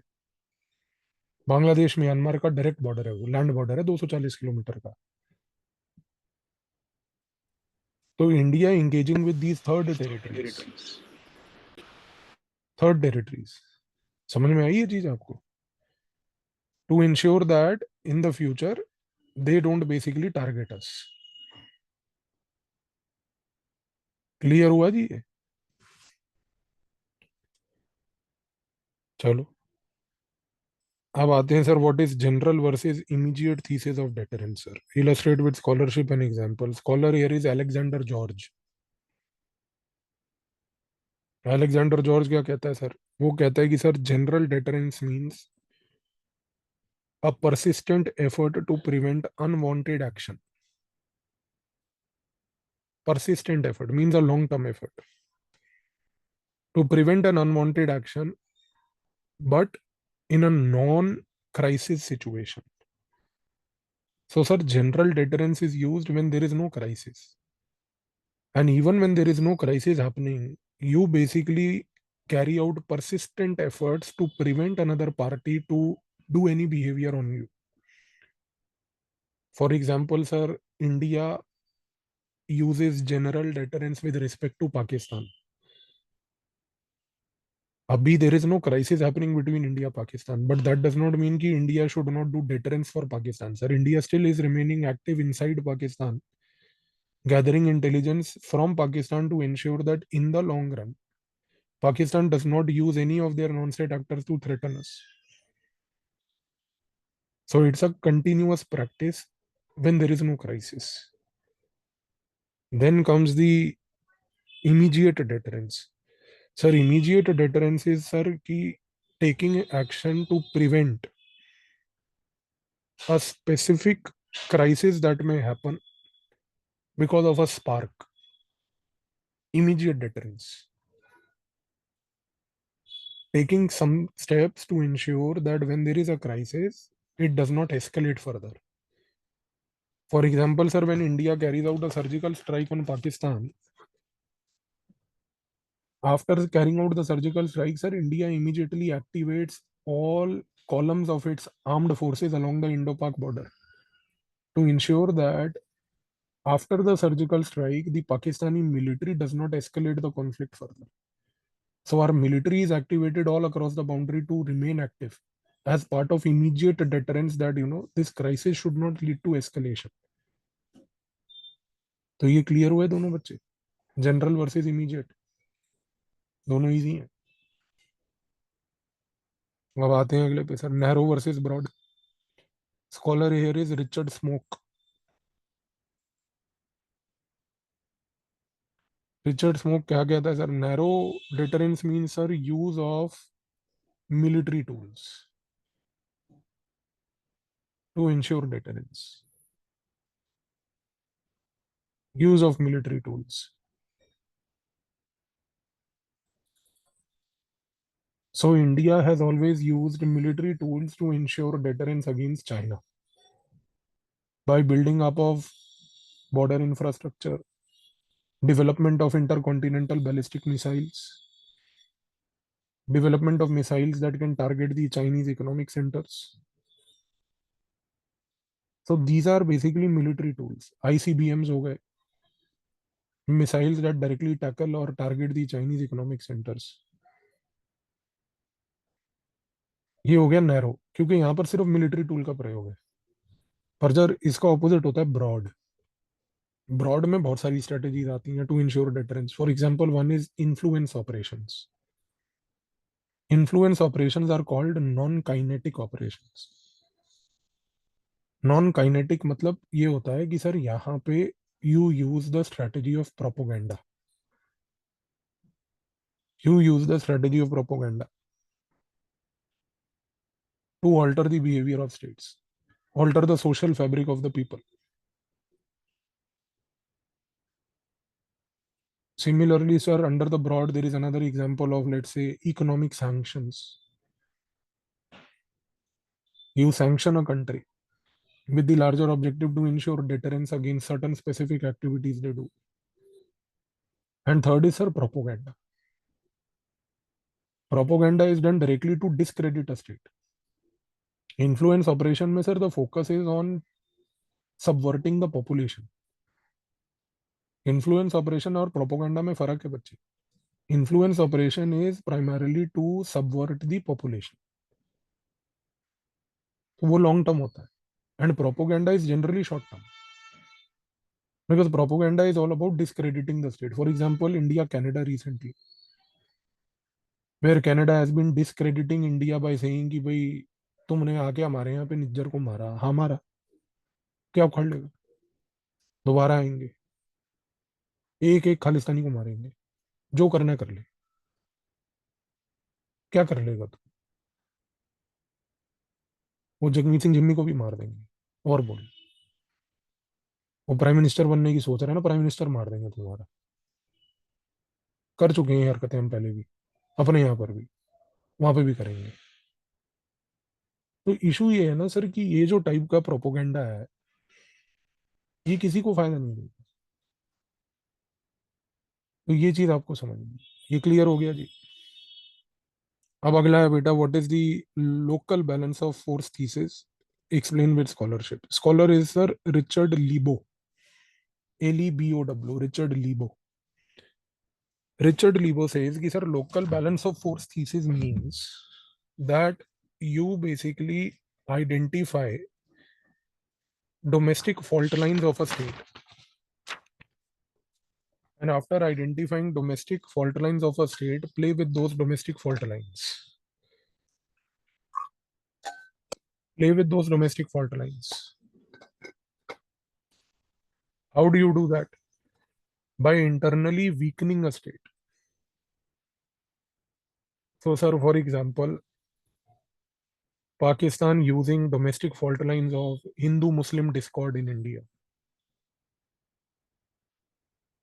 Pakistan using a fault line called minority suppression by India. Minority suppression.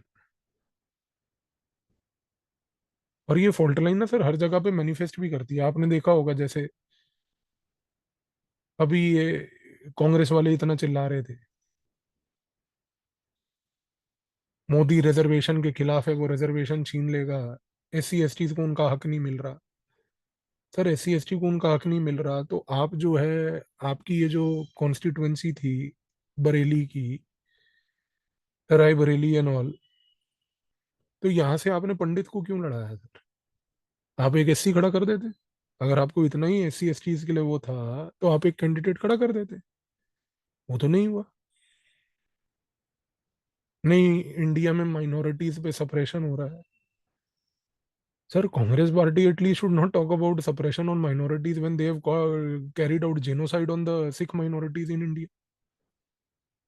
आपका माइनॉरिटी कौन सा माइनॉरिटी है सबको पता है सर। और अगर आपको उस माइनॉरिटी ग्रुप के लिए इतना ही लगाव है, तो कन्वर्ट कर लो अपने रिलीजन को उस माइनॉरिटी में, लड़ लो उनके हितों की लड़ाई फिर। सर ये जो फॉल्ट लाइंस है ना सर, इनको समझना है कि sir they are basically manufactured from outside and they are being utilised for the purpose of local balance thesis. Local balance means कि sir internally weaken state. So it is again a persistent long term activity. persistent and long term. समझ रहे हो आप इस चीज को?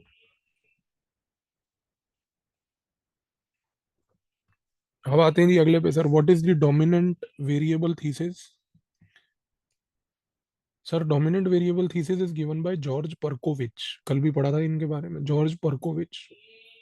सो George Perkovich says कि sir dominant variable thesis means कि you identify certain global threats and countries which are promoters of that global threats, and eliminate those countries by doing regime changes. ये बड़ी अजीब सी चीज है। Identify countries which are global threats, tackle these countries which are global threats through regime changes, and bring about favorable regimes in those states so that these regimes do not act as global threats. So he argues that what USA has done in Afghanistan, Iraq, are examples of dominant variable thesis, that we have dominantly identified that these are states that need to have a variable regime, a regime that is friendly, so that this friendly regime does not tantamount to that country becoming a global threat. इसीलिए आप देखो ना बेटा कि जब US ने invade किया था इराक को, तो यूएस ने क्या बोला था? Iraq has weapons of mass destruction. कभी मिले? नहीं मिले। पर वो वेपन ऑफ मास डिस्ट्रक्शन क्यों बोला? डोमिनेंट वेरिएबल थीसिस, कि पोर्ट्रे करो उस कंट्री को कि ये ग्लोबल थ्रेट है, और ग्लोबल थ्रेट होने के नाते हमें अटैक करना जरूरी है। तो इसमें एक नरेटिव बिल्डिंग होती है, और नरेटिव बिल्डिंग के साथ साथ सर आप एक रेजिम चेंज करते हो। पर इस पूरे डोमिनेंट वेरिएबल थीसिस का ना बहुत बड़ा क्रिटिसिज्म ये है सर कि how do you justify in front of the world that it is a global threat. पहली बात। And even if it is a global threat, why should one country bring about a systemic change in the behavior? Sir, if your country is a global threat, then one thing is very clear, na beta? Let the UN play a role. UN has been created for global peace and security.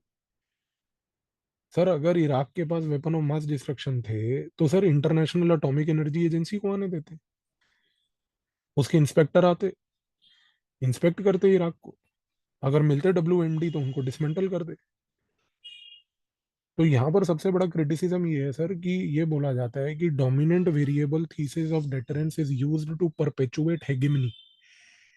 ये point आप समझ रहे होगे अब, it is used to perpetuate hegemony, क्योंकि America यही करता है सर, हेगेमनी को प्रमोट करने के लिए ये काम करता है वो। समझ में आई ये चीज आपको? अच्छा, अब आते हैं जी इस पे, explain the 3 point fundamental deterrence thesis. 3 point fundamental deterrence thesis has been given by a scholar whose name is Patrick Morgan, PATRICK, Patrick Morgan, MORGN। तो बेटा what does Patrick Morgan say? Patrick Morgan says कि sir there are 3 point fundamental deterrences that can be used. One is sir level of aggressor motivation.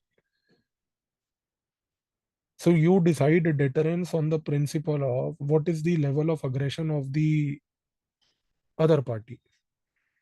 If the other party is highly aggressive, your deterrence has to be adequately designed. For example, sir, Iran. If USA has to tackle Iran, USA has to understand, sir, that the level of aggressor motivation is very high. Iran has a very high level of aggressor motivation.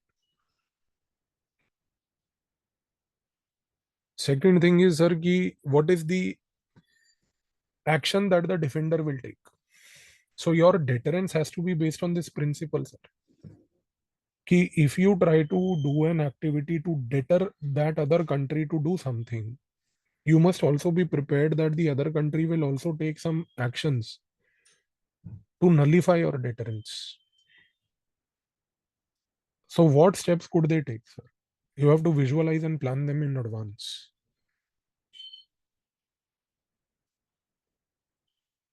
For example sir कि जैसे Israel जो है, Israel has been always prepared for a conventional war, because history says that Israel has always witnessed an attack by Arab states. So Israel had a good conventional army. But sir, what happened last year in 7th October, sir? They were attacked by a non-state actor called Hamas. Now the problem is what, beta? Israel has never developed a capability to tackle a non-state actor, because they always felt that the threats will come from nation states. So their failure to understand that how a non-state actor has to be tackled has prolonged the war, because they do not understand the action that the defender is taking today. And how is Israel trying to tackle Hamas? Through a conventional fight. तो Israel क्या कर रहा है sir, अपनी army को जो उसने train किया था लड़ाई लड़ने के लिए, वॉर लड़ने के लिए, उसके लिए अब वॉर जो है वो हमास के खिलाफ भी लड़ी जा रही है, जबकि हमास एक नॉन स्टेट एक्टर है, स्टेट एक्टर नहीं है।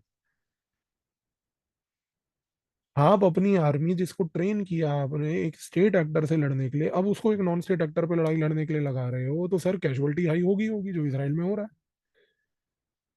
because you do not understand what actions will the defender take. This is the biggest weakness of Israel today in the deterrence theory. So Israeli deterrence has failed for that matter. अब देखो third point sir, computational policy outcomes. Computational policy outcome का क्या मतलब हुआ भाई? Computational policy outcome का मतलब ये हुआ बच्चे कि आपको कई बार बैठ के डेटरेंस किस एस्पेक्ट से मटेरियलाइज करेगा, कितना करेगा, इन सारी चीजों को समझने के लिए कंप्यूटर सिमुलेशंस करने की आवश्यकता है। कंप्यूटर सिमुलेशंस समझ में आई जी? कंप्यूटर सिमुलेशन करने की आवश्यकता है, ताकि आप कंप्यूटर से सिम्युलेट करके पॉलिसी आउटकम्स को डिजाइन कर पाओ, so that you are able to predict what can be the possible consequences of ensuring deterrence. तो बेटा ये पैट्रिक मॉर्गन का काम बड़ा इंपॉर्टेंट है और रीसेंट क्राइसिस को एक्सप्लेन करने में ये मदद भी देता है हमारे को, खास करके पॉइंट नंबर 2 जो मैंने आपको बताया। ठीक है बेटा, क्लियर हो गया जी सबको?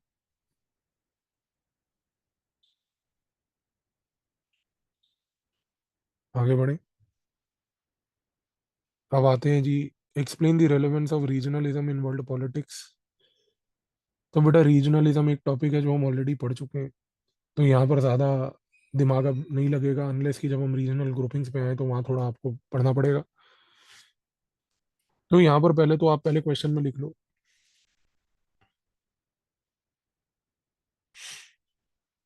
हाँ बिल्कुल है, casualty and 1984, yes.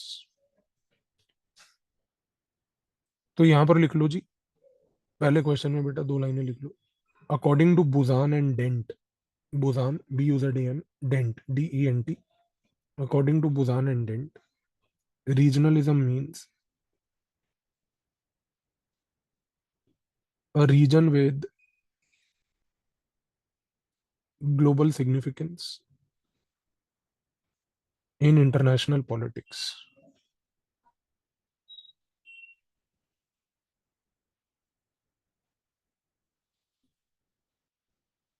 The relevance can be understood from the fact that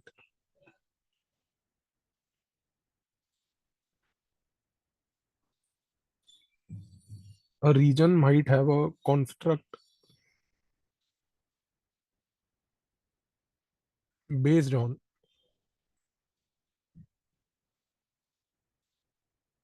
material resources.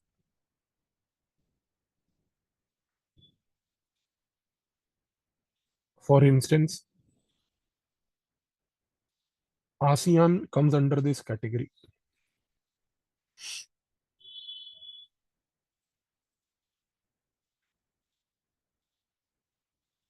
Constructing regionalism based on security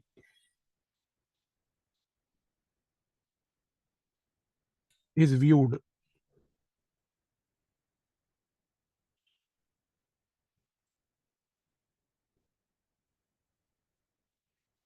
through the principle of European Union and NATO.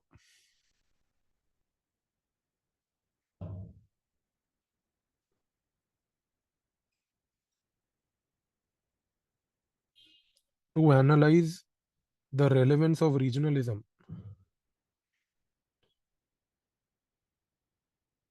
the principles used include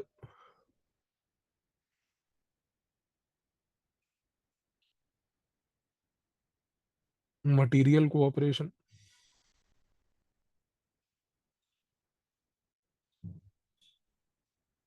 human benefit,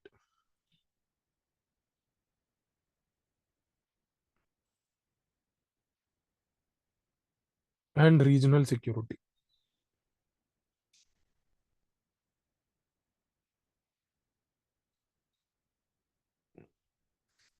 These three have been the dominant factors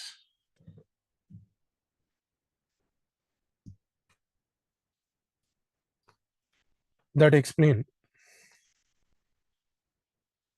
the regionalism.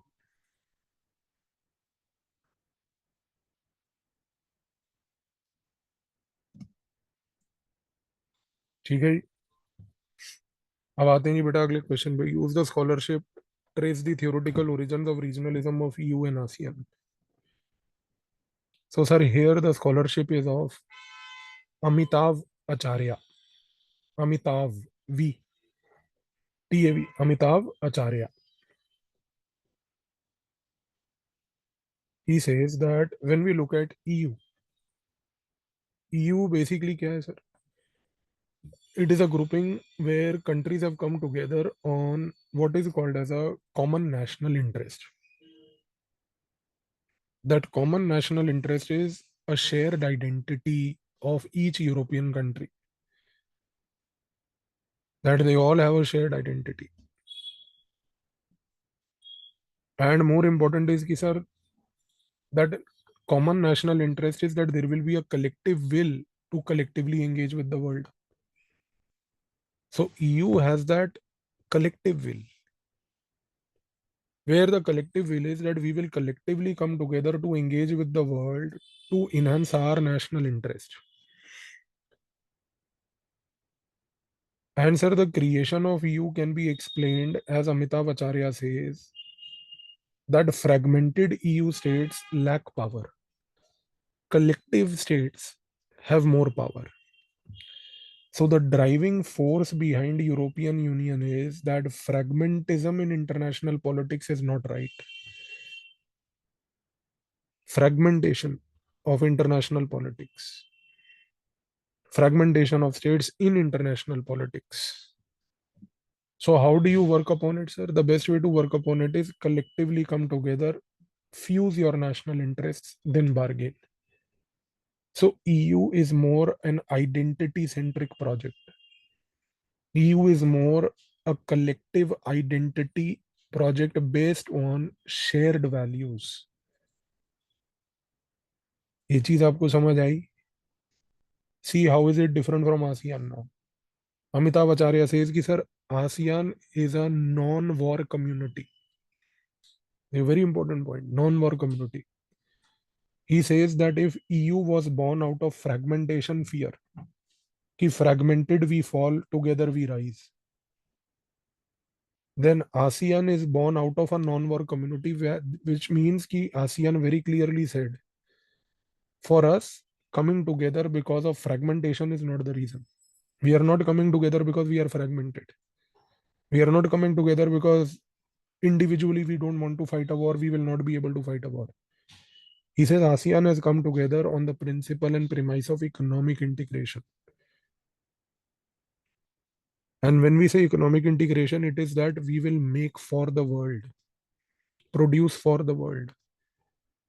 This is where Amitav Acharya says that when we look at EU, we say EU is a collective identity where all EU states produce, where all EU states also do economic integration.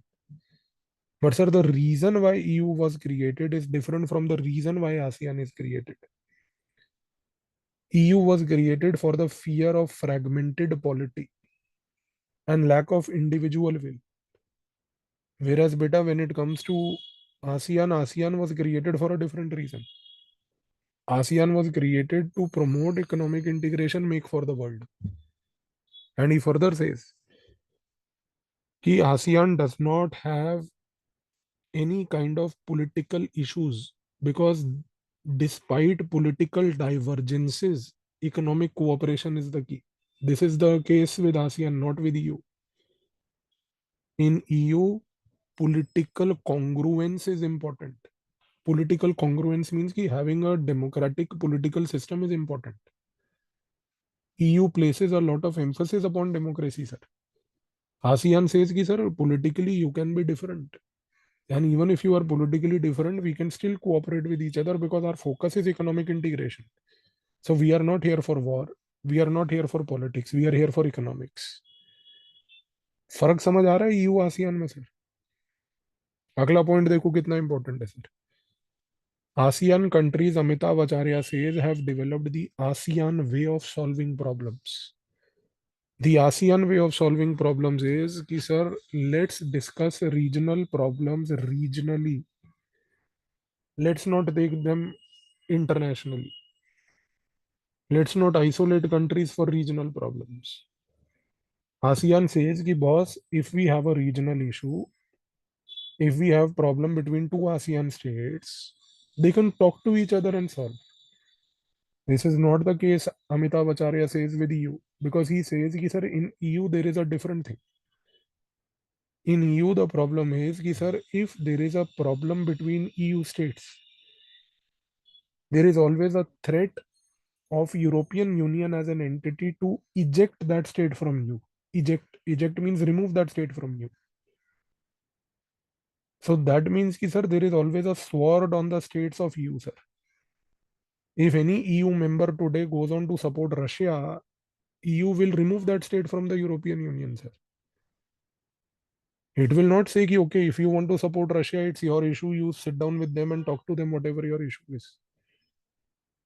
So here, Amitav Acharya says In essence, ASEAN is more democratic than EU, which champions democracy. कितनी बड़ी चीज है. ASEAN, which does not use the word democracy, is more democratic, and EU, which champions democracy, is not democratic. Because EU restricts your space, limits your space. So this has to be understood very carefully, sir. Because the general narrative is different, sir. General narrative is EU is a champion of democracy. It is not.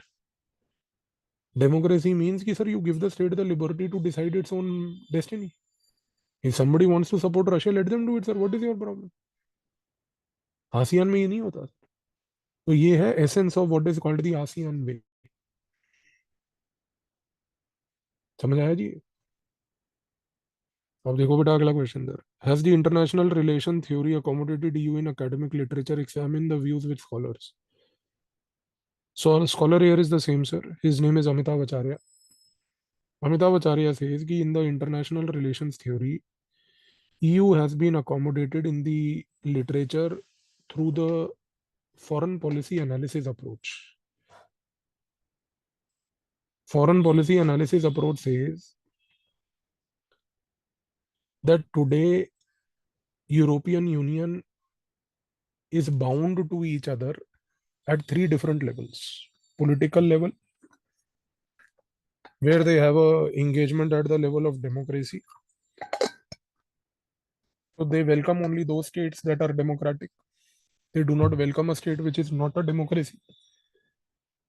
So in this sense, there is a policy structure that binds them together. Second is कि sir, there is a economic space. Second layer is the economic layer, sir, where all countries which are part of EU are generally open economies. Any country which violates the principle of open economy or deviates is not a part of EU. And third is, sir, personal hotline. Personal hotline means all EU head of the states have a direct hotline connection with each other. Direct hotline connection with each other means कि sir, EU states can directly talk to each other on call or meet in person to resolve any issue amongst each other. So as a result of which, what has happened is कि sir, a Eurocentric approach has developed. That Eurocentric approach is called foreign policy analysis. This foreign policy analysis explains European Union's politics at three different stages that I have told you. Three different layers that I have told you. ये clear हो गया जी?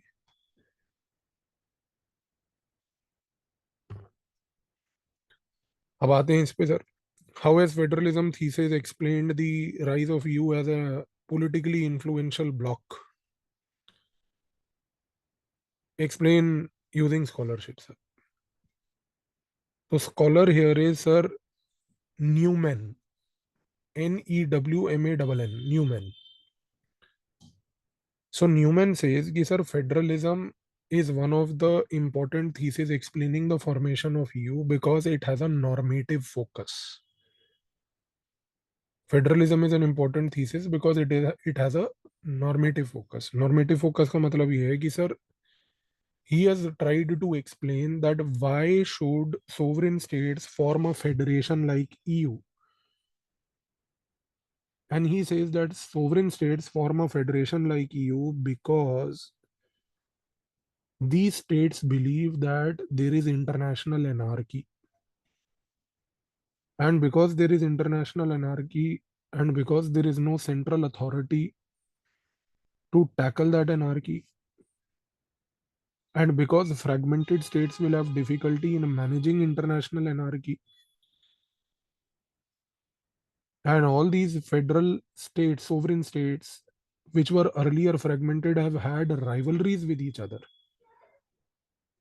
So in order to prevent that rivalry, in order to tackle that international anarchy, in order to ensure that these states do not have to fend for themselves, thereby creating rivalry, they come together to form a federation like EU. ये चीज आपको समझ आ रही है? ये explain करने की कोशिश कर रहा है कि भाई कोई भी सोवरेन स्टेट जो है इस प्रकार का ईयू जैसा संगठन क्यों बनाएगा। तो वो ईयू की हिस्ट्री को ट्रेस करता है न्यूमैन। वो कहता है हिस्टोरिकली जितने भी ये यूरोप के स्टेट्स थे ये पहले फ्रेगमेंटेड थे, आपस में लड़ा करते थे, इनमें राइवलरी थी। और फिर क्योंकि ये सारे के सारे इंटरनेशनल एनार्की में रहते हैं तो इनको पता है कि राइवलरी आगे भी रहेगी।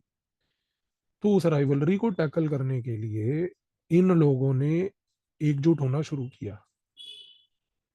और जब ये लोग एकजुट हुए तो उसका कॉन्सिक्वेंस ये निकला कि इनके एकजुट होने से इन सारे स्टेट्स के अंदर एक चीज तो तय हो गई कि इनकी इंटरनल राइवलरी कम हो गई, फ्रेगमेंटेशन कम हो गया और एक कलेक्टिव आइडेंटिटी बन गई। तो possibility of conflict happening minimises. तो न्यूमैन कहता है कि इसी रीजन से अगर हम देखें तो ईयू में यूरोपियन यूनियन स्टेट्स के बीच में कोई लड़ाई नहीं हुई जब से यूरोपियन यूनियन बना है। वो अलग बात है कि यूरोप के आसपास लड़ाइयाँ हुई हैं पर यूरोपियन यूनियन के कोई दो देशों के बीच में लड़ाई नहीं हुई। समझ में आई जी ये चीज आपको सबको। अगला देखो sir, how as functionalist thesis explained you as an economically influential organization sir. तो फंक्शनलिज्म कल पढ़ा था बच्चे, डेविड मिट्रानी। अब देखो यहाँ पर जो स्कॉलर्स हैं उनका नाम है Hill and Smith. Hill, HILL, Hill and Smith. अच्छा अभी हिल एंड स्मिथ क्या कहते हैं जी। हिल एंड स्मिथ ये कहते हैं सर कि today when we look at EU, their focus is all about low politics. Low politics का मतलब ये होता है कि sir focus is on the benefit of local people. Focus is always on the economic growth and welfare of the local people. So this is basically called focus on low politics, smaller issues, lower level issues, which are issues of the individual states. So they say कि in order to ensure success in low politics, states try to go for functional cooperation. One area is called high politics. High politics is all about foreign policy. Hill and Smith say कि sir, foreign policy is a different ball together. He says why will European Union states form European Union is because of low politics. Low politics means issues pertaining to the welfare of the masses and the common people. To work for the welfare of the common people and the masses, European Union has been formed. States have come together, and these states have come together to ensure that they establish functional cooperation with each other, and through this functional cooperation they ensure welfare of people within the territory of European Union per se. So today, if European Union has allowed movement of people within the EU territory, free movement of people within the EU territory, it is a functional centric cooperation. If today European Union has allowed free movement of technology from one state of EU to another state of EU, then this is also a functional level of cooperation. आप समझ रहे हो इस चीज को। So idea here is कि sir all this cooperation happening amongst EU players, all this cooperation happening amongst the EU players is basically driven by the larger motive of working for welfare of the people.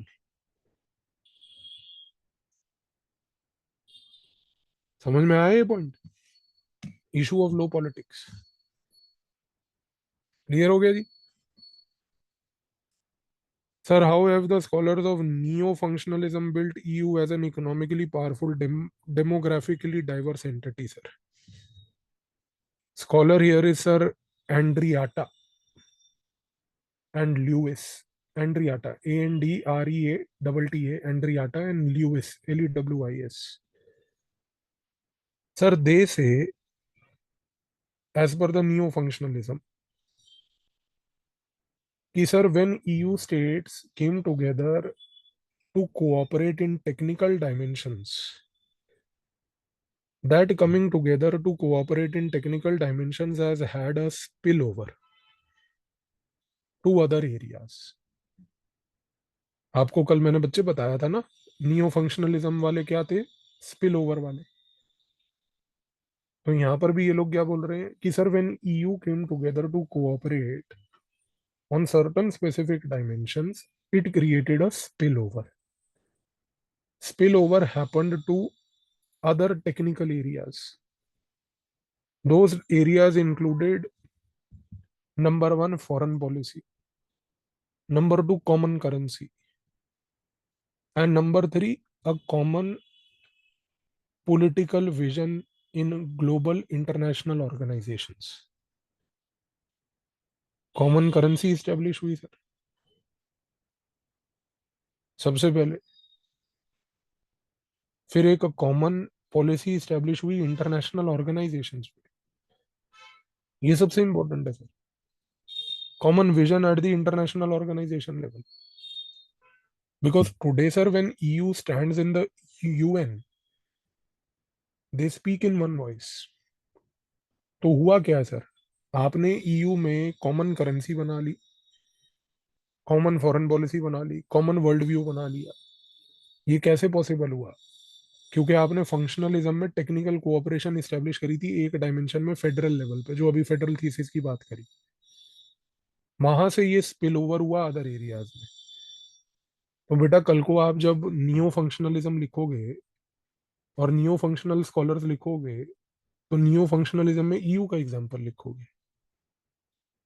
आप समझ रहे हो इस चीज को? ये चीज क्लियर हुई या नहीं हुई बेटा? ठीक है जी, यहां तक सबको क्लियर है?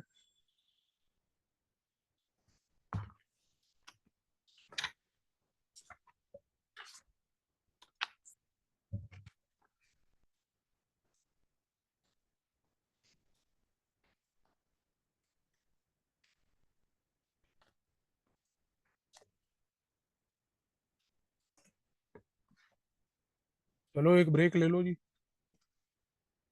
15-20 मिनट की ब्रेक ले लेते हैं, फिर कंटिन्यू करते हैं।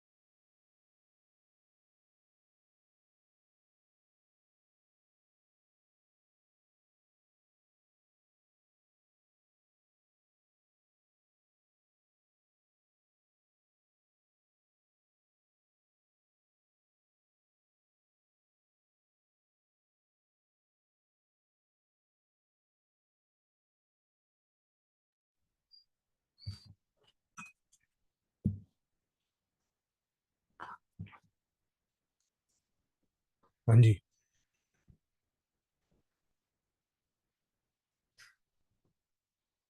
आगे बढ़ते हैं बेटा. How does international relation theory look at EU as a regional entity? Explain using scholarship. Two scholars are here, Crods and Mahar. Krotz, Crods, and Mahar, Mahar. So Crods and Mahar, what they have said is, sir, when we look at EU as a regional entity, we have to look at it through the prism of history. The history is that they say that after the collapse of the Soviet Union, what happened at that time was that a common unitary approach emerged in EU. At the end of the collapse of the Soviet Union, क्या हुआ कि जब Soviet Union collapse हो गया उसके बाद there was a thought process amongst the European countries that we need to build what is called as a unitary approach. This unitary approach was born because they perceived that anarchy caused due to Soviet Union has now gone away. So they were of the opinion that Soviet Union is a promoter of anarchy. And as the anarchy of the Soviet Union has gone away, now what has happened is कि with no Soviet threat present, cooperation will become easier. So what Crods and Mahar have done is they have tried to trace the rise of European Union through the Soviet prism. They say कि sir, absence and decline and ending of Soviet Union has facilitated cooperation. Because till the time Soviet Union was present, cooperation remained difficult because most of the European countries were of the opinion that we have to use our energies to tackle Soviet threat. Number one. Number two, they also say that sir, throughout the period of Cold War, most of these countries also engaged with US because they thought that US is here to provide us security at the time of anarchy caused by Soviet Union. So if Soviet Union has been identified as a spreader of anarchy, then to tackle that anarchy, what has happened is that these countries have identified that we had to cooperate with the US. Cooperation with the US was basically driven with the motive of preventing Soviets to harm us. But with the end of the Soviet Union as a concept, that anarchy is gone. Cooperation is easier. But this is where Crods and Mahar say a very important thing. They say that sir, during the Cold War period, if Europeans were engaged with US used Europeans at that time as a market. If Europeans used, if US used Europeans as a market, then after the end of the Cold War, the creation of European Union has to be seen as an attempt by the Europeans to explore markets other than the US. So problem is what? Ki during the period of Cold War, Europeans were of the opinion that US is using us as a market but is giving us security in return. But once that Soviet threat is over, sir, we don't have to be dependent upon US. So Crods and Mahar are saying that, sir, rise of EU as a regional entity has to be seen as a prospective entity that aims to reduce their dependence on US, that wants to now explore new markets other than US.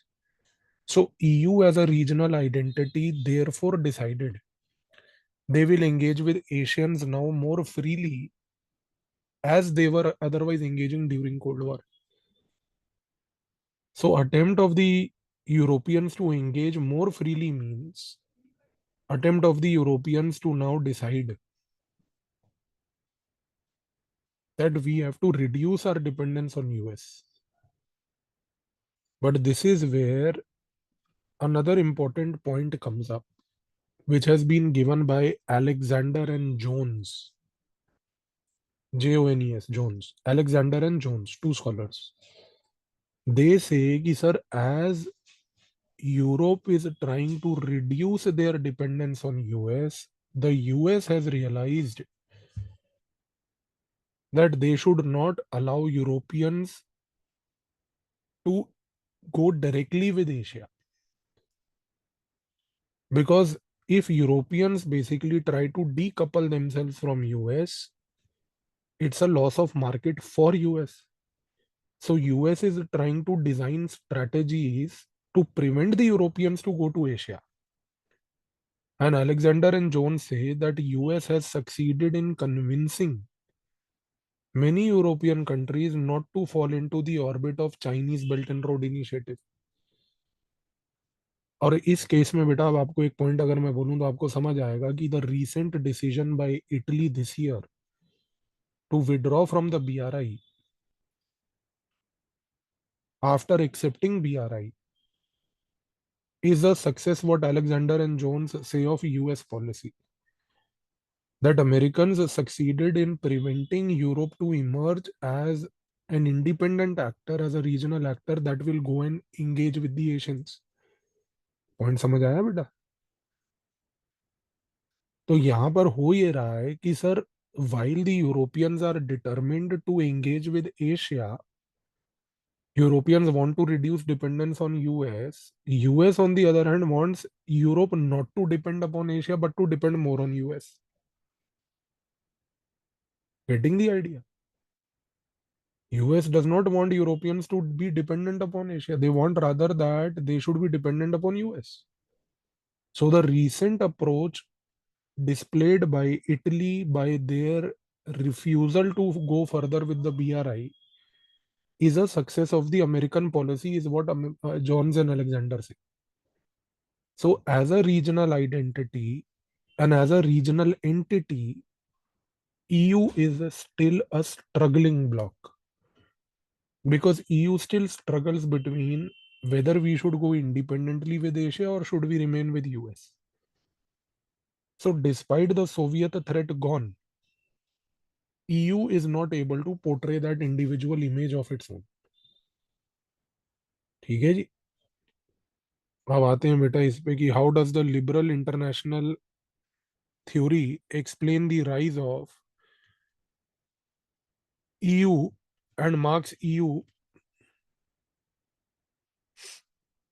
नहीं, India के साथ तो कोई ऐसा वो लेना देना, वो इंडिविजुअल लेवल पे. So how does liberal international theory explain the rise of EU and marks EU as a successful regional entity? So sir, here the scholar is Wayman, Wayman. Wayman. Wayman says कि sir, liberals have tried to explain EU as a very successful project because they say कि sir, EU has optimistically explored cooperation at the economic level. Wayman says कि sir, within the EU there is no difference amongst EU players on why to cooperate. They all have consensus that we are here for economic integration. Wayman says that EU today has a successful liberal linking. Successful liberal linking. This means कि sir, at the liberal ideology level, they are successfully integrated. Successfully integrated.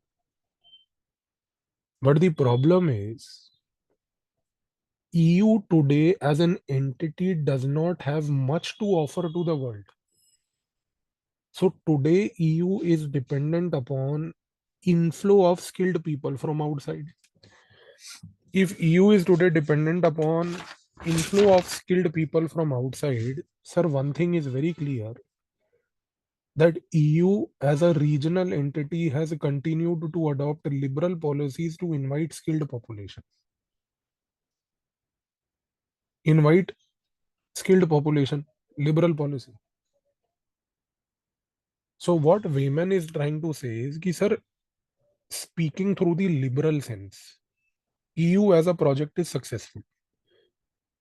They are all liberal economies. They are all open economies. They want to do trade. But the problem is they don't have anything to offer in the form of trade.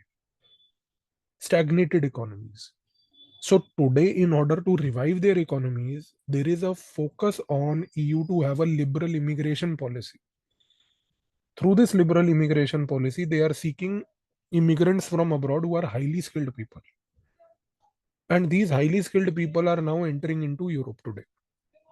But now the question is, women then says in his thesis, कि, sir, EU can today only position itself as a services industry provider, not as a manufacturing provider. Because EU today does not have any industrial sources of that level that it can compete with somebody like China or India. So EU can only position itself as a services industry provider. So women says कि sir, EU can explore financial services, corporate services, banking services, hospitality services. These areas where EU can today emerge as a global leader. But the second thing women also says is कि sir, as part of the global liberal project that EU is following, EU has decided to have a highly liberal education policy. Through that highly liberal education policy, EU is also trying to invite semi-skilled students from all over the world to come to Europe to get high quality skills. So he says, ki, sir, let's look at the point that today EU is not merely an economic entity for production. Today EU is a bigger entity. That bigger entity means ki, sir, it is now trying to create its own liberal idea. That liberal idea is how can it basically perform at the skilled population level? How can it promote its particular thing as a education destination?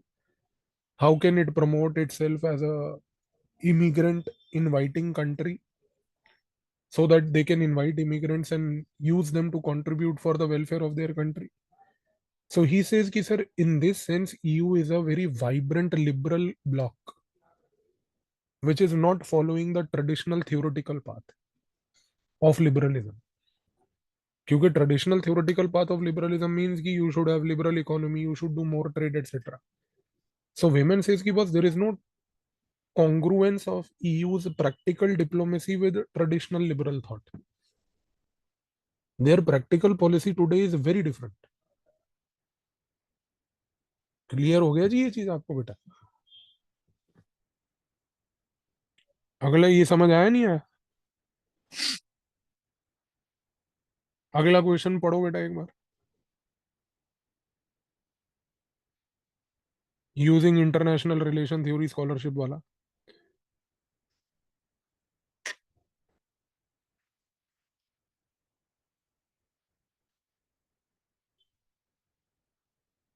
पढ़ो उस question को और बताओ क्या कह रहा है वो क्वेश्चन.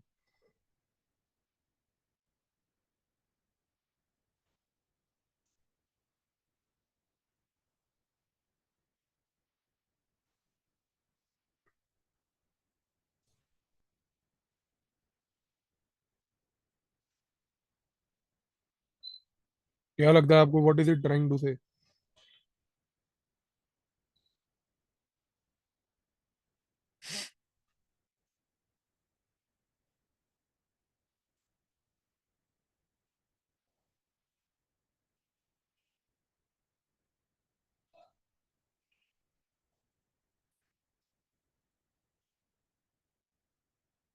हाँ जी, क्या समझ आ रहा है आपको बच्चे?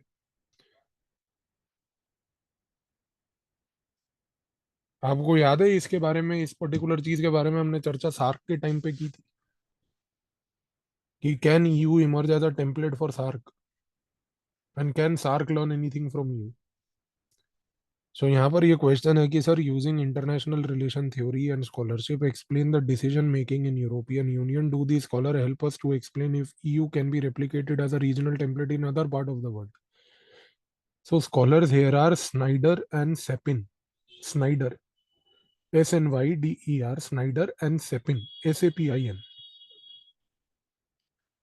So what Snyder and Sepin say is, they say कि sir, decision making in European Union today is primarily centered around symmetry through asymmetry. अब इस देखो पॉइंट का कितना इंपॉर्टेंट मतलब है. सिमिट्री थ्रू एसिमेट्री का मतलब ये है सर कि in European Union today there are countries which are asymmetrical to each other. Sir, there are many countries in Europe which have differential power equations. They have different national power. They have different national interests. But still, the beauty is that when they sit together in the European Parliament, they speak in one voice. There is symmetry in asymmetry. That despite the fact that one country may be economically more powerful, other may not be economically very powerful, but when they all sit together, number one, they speak in the same voice. Snyder and Sepin say, sir, this is an important point to understand that when Europeans take a decision, their decision making, when Europeans take a decision, their decision making is highly common based on a similar worldview.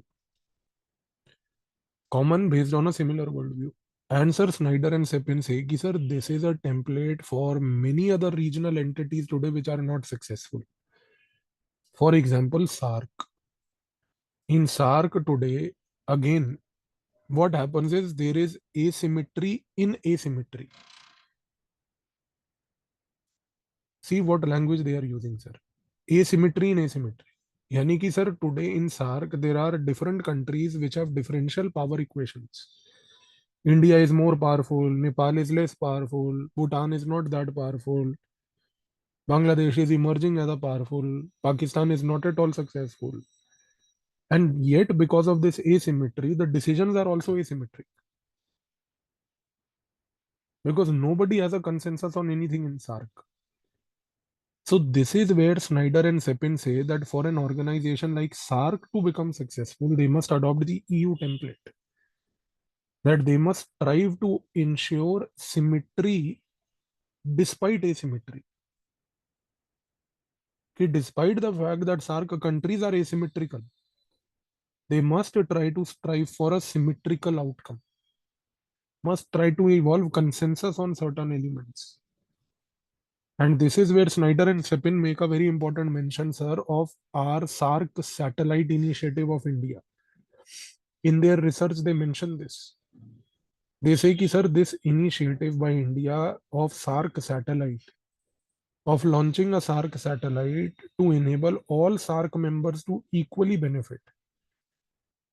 Despite the fact that the satellite was launched by India, which is symmetrically more stronger than others in SARC, is a clear template for the future that how symmetry can be achieved within asymmetry. समझ आया point आपको? तो sir इनकी सारी thesis यही है कि asymmetrical countries can also achieve symmetry if they have an outlook like that.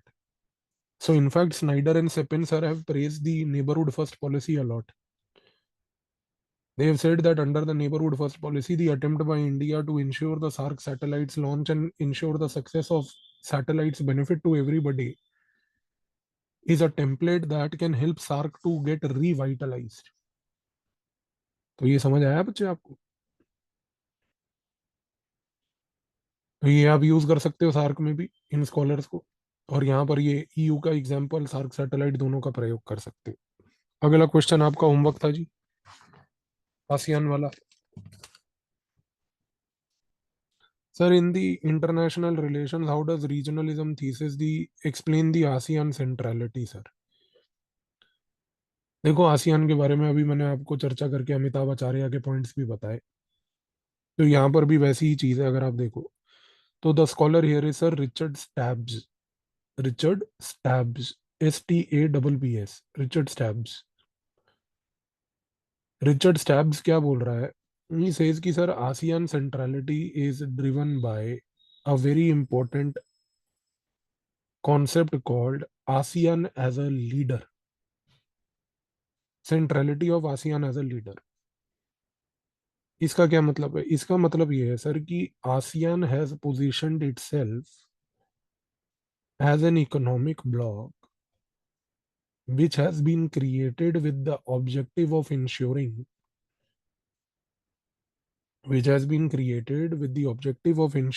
that they are vanguard of economic interest. Vanguard, VANGAURD.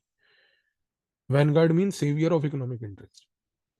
So what Richard Stabs is trying to say, beta, is that when we look at ASEAN, ASEAN today has positioned itself in the entire Indo-Pacific region as that kind of a bloc which is here for economic interests. Secondly, he says कि sir, ASEAN uses a host of social institutions that help to promote economic interest.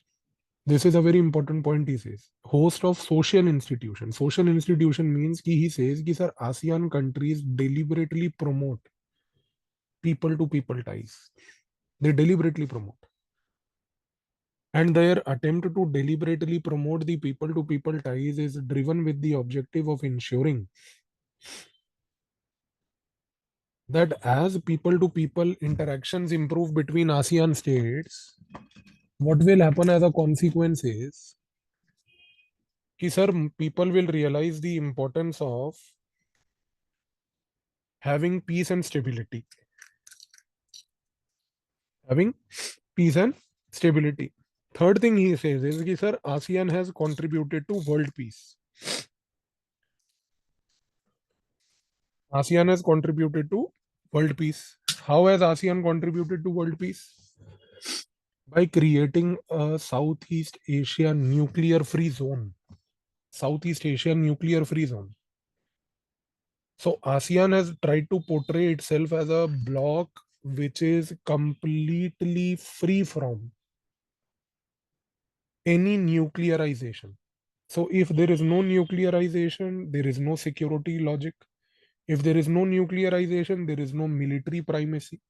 If there is no nuclearization, military is not having the upper hand, economy is the upper hand, people to people interaction are the upper hand.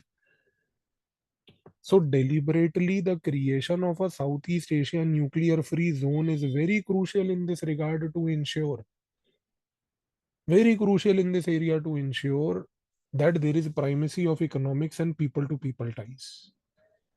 So in this backdrop, sir, the ASEAN centrality is around economics over military, social ties over nuclear ties. ये point समझ आया बच्चे?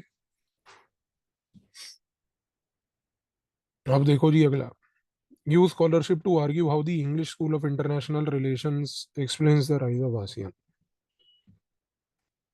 Sir, English School of International Relation is a school that says that focus of a country should always be on power. Focus of a country should always be on power. अच्छा अब हुआ क्या है कि sir there are the scholar here are two scholars, Buzan and Zhang. Buzan वही पुराना वाला Buzan Buzan and Zhang Zhang. Buzan and Zhang have argued कि sir, if English school is all about the fact that focus of a state should always be on power, then ASEAN states have tried to also adopt the same concept of English School of International Relations, but they have tried to say very clearly that sir, power for us is not military but economic power. Power for us is not military but social power.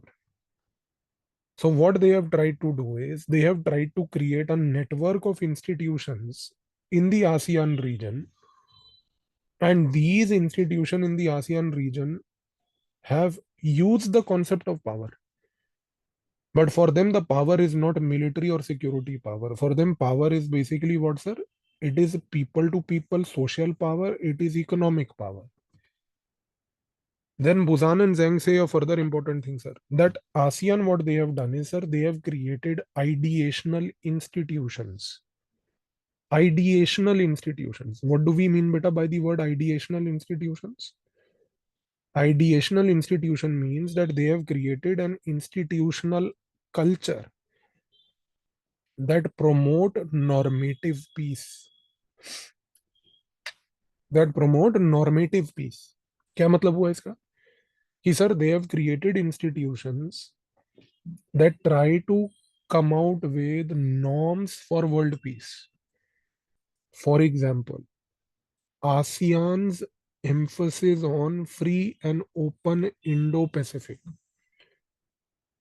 ASEAN's focus on free and open Indo-Pacific is an attempt by ASEAN to very clearly argue that fine, even if there is a political issue in the Indo-Pacific area, our focus is to ensure free and open Indo-Pacific by repeating that point at the institutional level as a normative idea. Point समझ आ रहा है? Normative idea, normative का मतलब ये होता है कि sir आप एक नॉर्म प्रिस्क्राइब कर रहे हो। आसियान यहाँ पर ये बुजानन जंग कह रहे हैं बेटा कि अगर प्रॉब्लम है इंडो पैसिफिक में कि country like China assertive behaviour display कर रही है तो उसको करने दो, हमें उस असर्टिव बिहेवियर से कुछ नहीं लेना देना, हम चाइना को कुछ नहीं बोलेंगे, हम एक नॉर्म प्रिस्क्राइब कर देंगे सबके लिए कि सबको free and open Indo Pacific रखना चाहिए। तो बुजान एंड जैंग ये कह रहे हैं कि सर आप इस चीज को समझो कि ASEAN has a very distinct way of performing. The distinction lies in the fact that today they use institutions to build an agenda. So they have used ASEAN as an institution to promote the normative agenda of peace, normative agenda of free and open sea lanes of communication. So this is why Buzan and Zhang say, कि, sir, what is important here is that in ASEAN they have not tried to influence the behavior of the state by isolating the state. उन्होंने China को isolate नहीं किया sir, China को penalise नहीं किया, China को punish नहीं किया, चाइना को पॉइंट आउट नहीं किया, उन्होंने बस एक नॉर्म प्रिस्क्राइब कर दिया। आप फर्क समझ रहे हो सर? लेकिन यही फर्क है आसियान और ईयू में बच्चे। ईयू अगर आज की डेट में आप देखो तो जब रशिया यूक्रेन की लड़ाई हो रही है तो सारी कंट्रीज ईयू की रशिया को क्रिटिसाइज कर रही हैं, पॉइंट आउट कर रही हैं कि तुम गलत हो, हम तुमसे नहीं एंगेज करेंगे। ये फर्क है ईयू और आसियान की फंक्शनिंग। समझ रहे हो जी आप इस चीज को? अब आते हैं अगले क्वेश्चन पे sir. Explain using scholarship how ASEAN in international relation theory is seen as a successful entity in the realms of peace and economic trade. So, sir, the scholar here is Robert Sugnami. Robert Sugnami, Suganami. Sugnami, Suganami. Sugnami. So, Robert Sugnami says कि sir, ASEAN has today tried to focus on preservation of state sovereignty.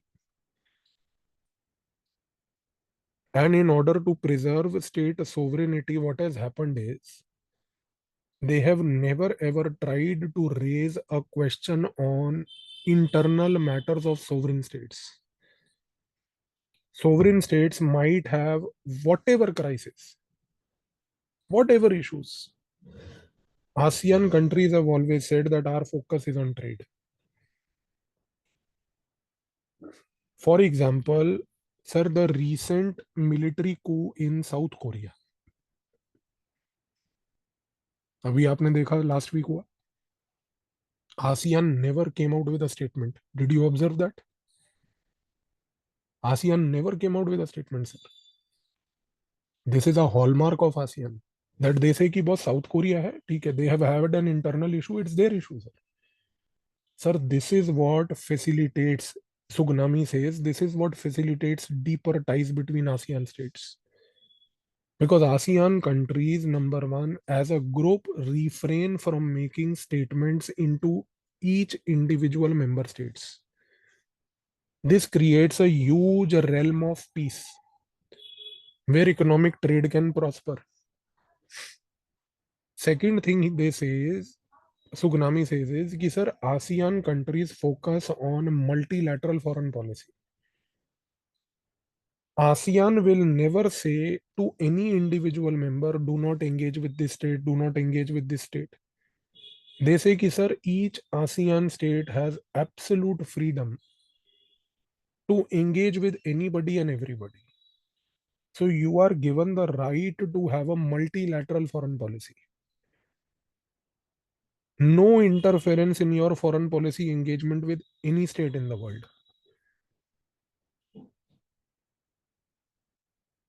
The only thing that ASEAN has told as an institution to all member states is no power politics in the region by you bringing any state interested in power politics in the region. Point समझ आया? You engage with anybody, but don't engage with a country that wants to engage with you to do power politics in the ASEAN region. Don't engage with anybody.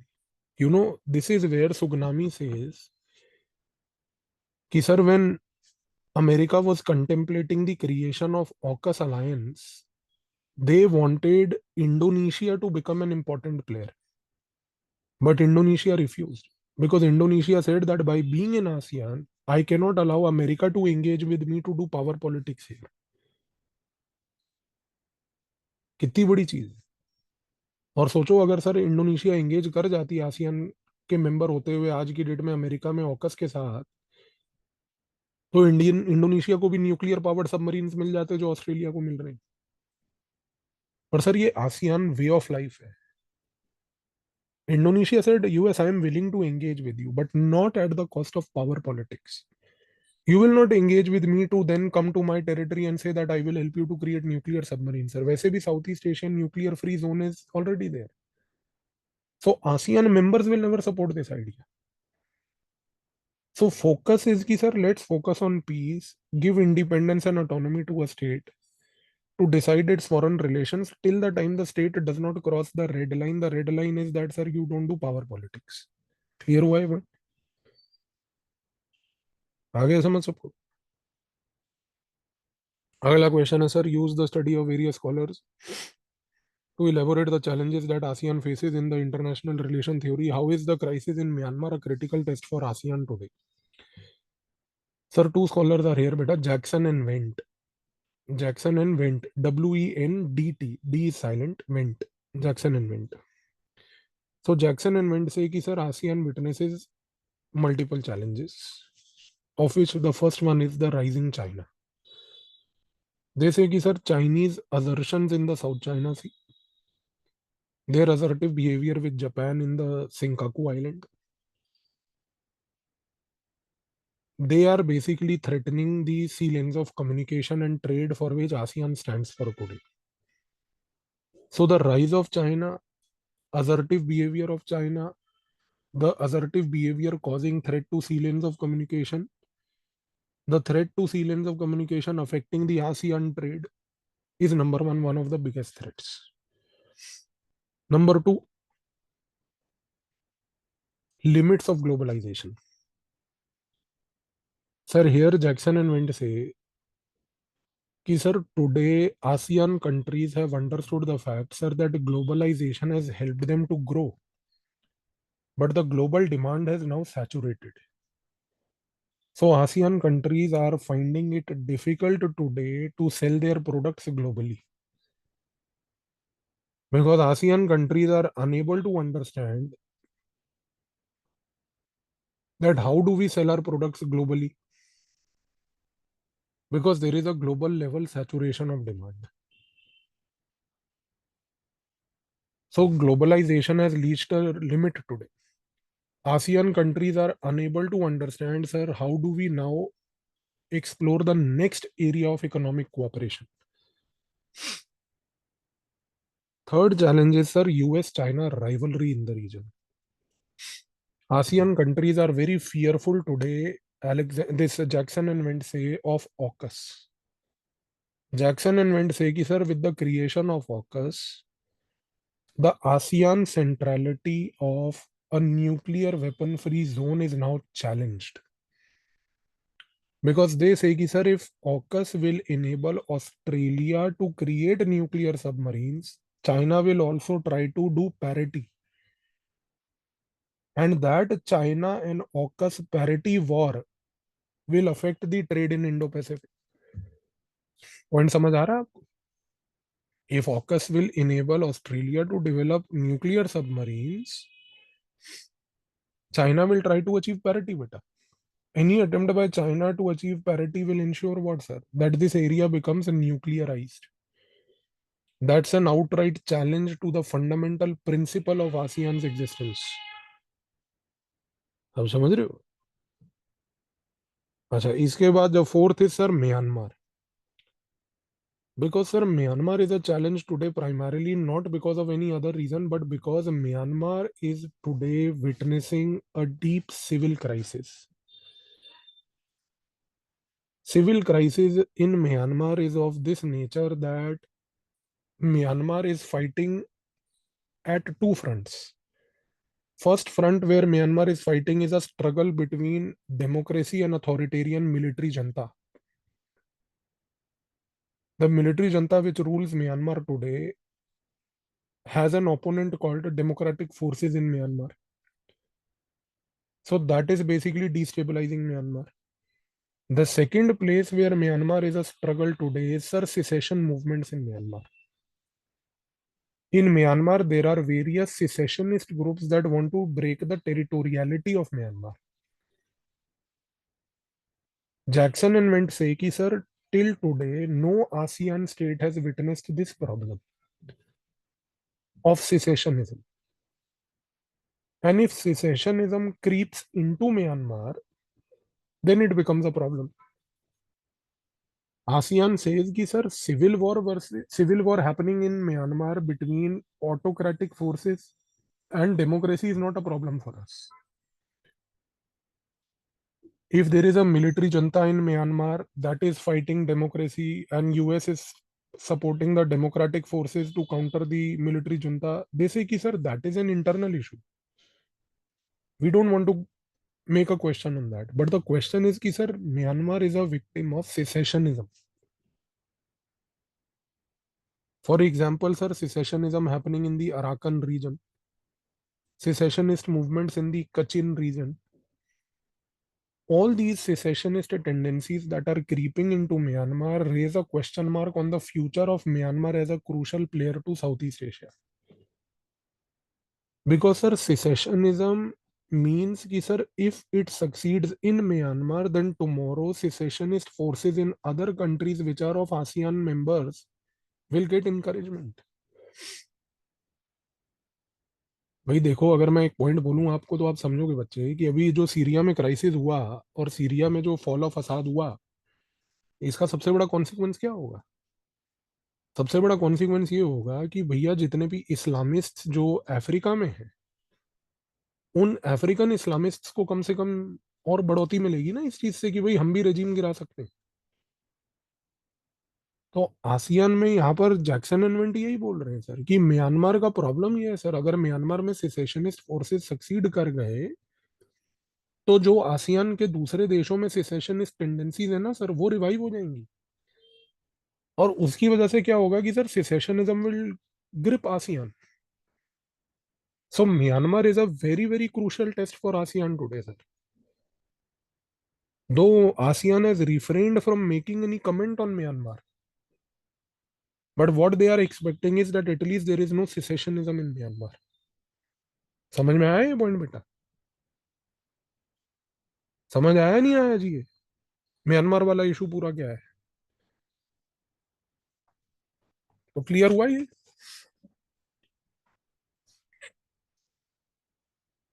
अब आगे बढ़ते हैं बेटा. Use scholarship to argue that do we see wither ASEAN thesis. Examine the future of ASEAN in the era of COVID-19 AUKUS Quad Indo-Pacific. Sir, here the scholar is Robert Scalapino. Scalapino. Robert Scalapino is the same scholar for this question and the next question. Robert Scalapino. You know what does he say? He says that today, sir, when we use the word wither means will ASEAN break away. Wither word आपको clear होना चाहिए बच्चे. Wither का मतलब है कि is ASEAN on the verge of breaking away. So what Scalapino says? He says कि sir, COVID has number one exposed internal weaknesses of ASEAN. Because during the time of COVID, what happened in ASEAN is supply chains got badly disrupted. Disrupted supply chains have basically exposed the weaknesses of ASEAN countries to cooperate with each other. On top of that, creation of AUKUS has made ASEAN region a nuclear battleground, जो आपको मैंने अभी समझाया पूरा, parity of China and the problem. But sir, what Scalapino says is more important with respect to Indo-Pacific. You know what he says? He says कि बेटा creation of Indo-Pacific is good, but within Indo-Pacific, creation of Quad is a problem.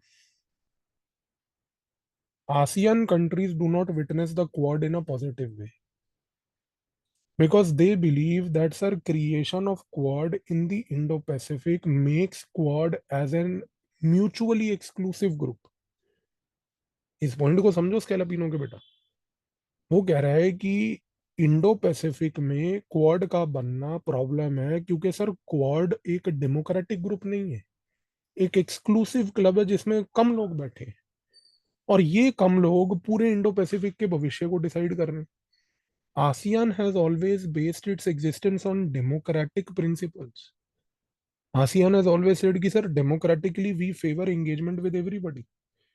So we do not want a minilateral like Quad. We want a democratic Indo-Pacific where every member state in the Indo-Pacific has a say in deciding its future. So what ASEAN is witnessing is a problem, sir, कि with the rise of Quad at one place, with the rise of AUKUS at the other place, and disrupted supply chains because of COVID, ASEAN is now under a serious stress. It does not know how to react. Because ASEAN does not have a solution for AUKUS. ASEAN does not have a solution for Quad. ASEAN says we can repair the disrupted supply chains because of COVID. But disrupted supply chains can be revived. But what about Quad, which is a mutually exclusive group? What about AUKUS, which is a nuclear group? We are member states of Indo-Pacific. We are not having any platform today to talk about the future of Indo-Pacific. And they fear today that a America type player, Britain type player, which are not players of Indo-Pacific, are coming here for power politics.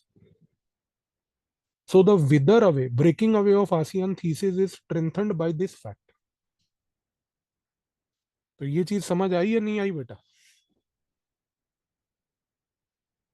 विदर away वाला question आने की probability है बेटा, इसीलिए ये question दिया है मैंने, क्योंकि आजकल ना ये नया डिबेट उठा हुआ है आसियान वाले रीजन में.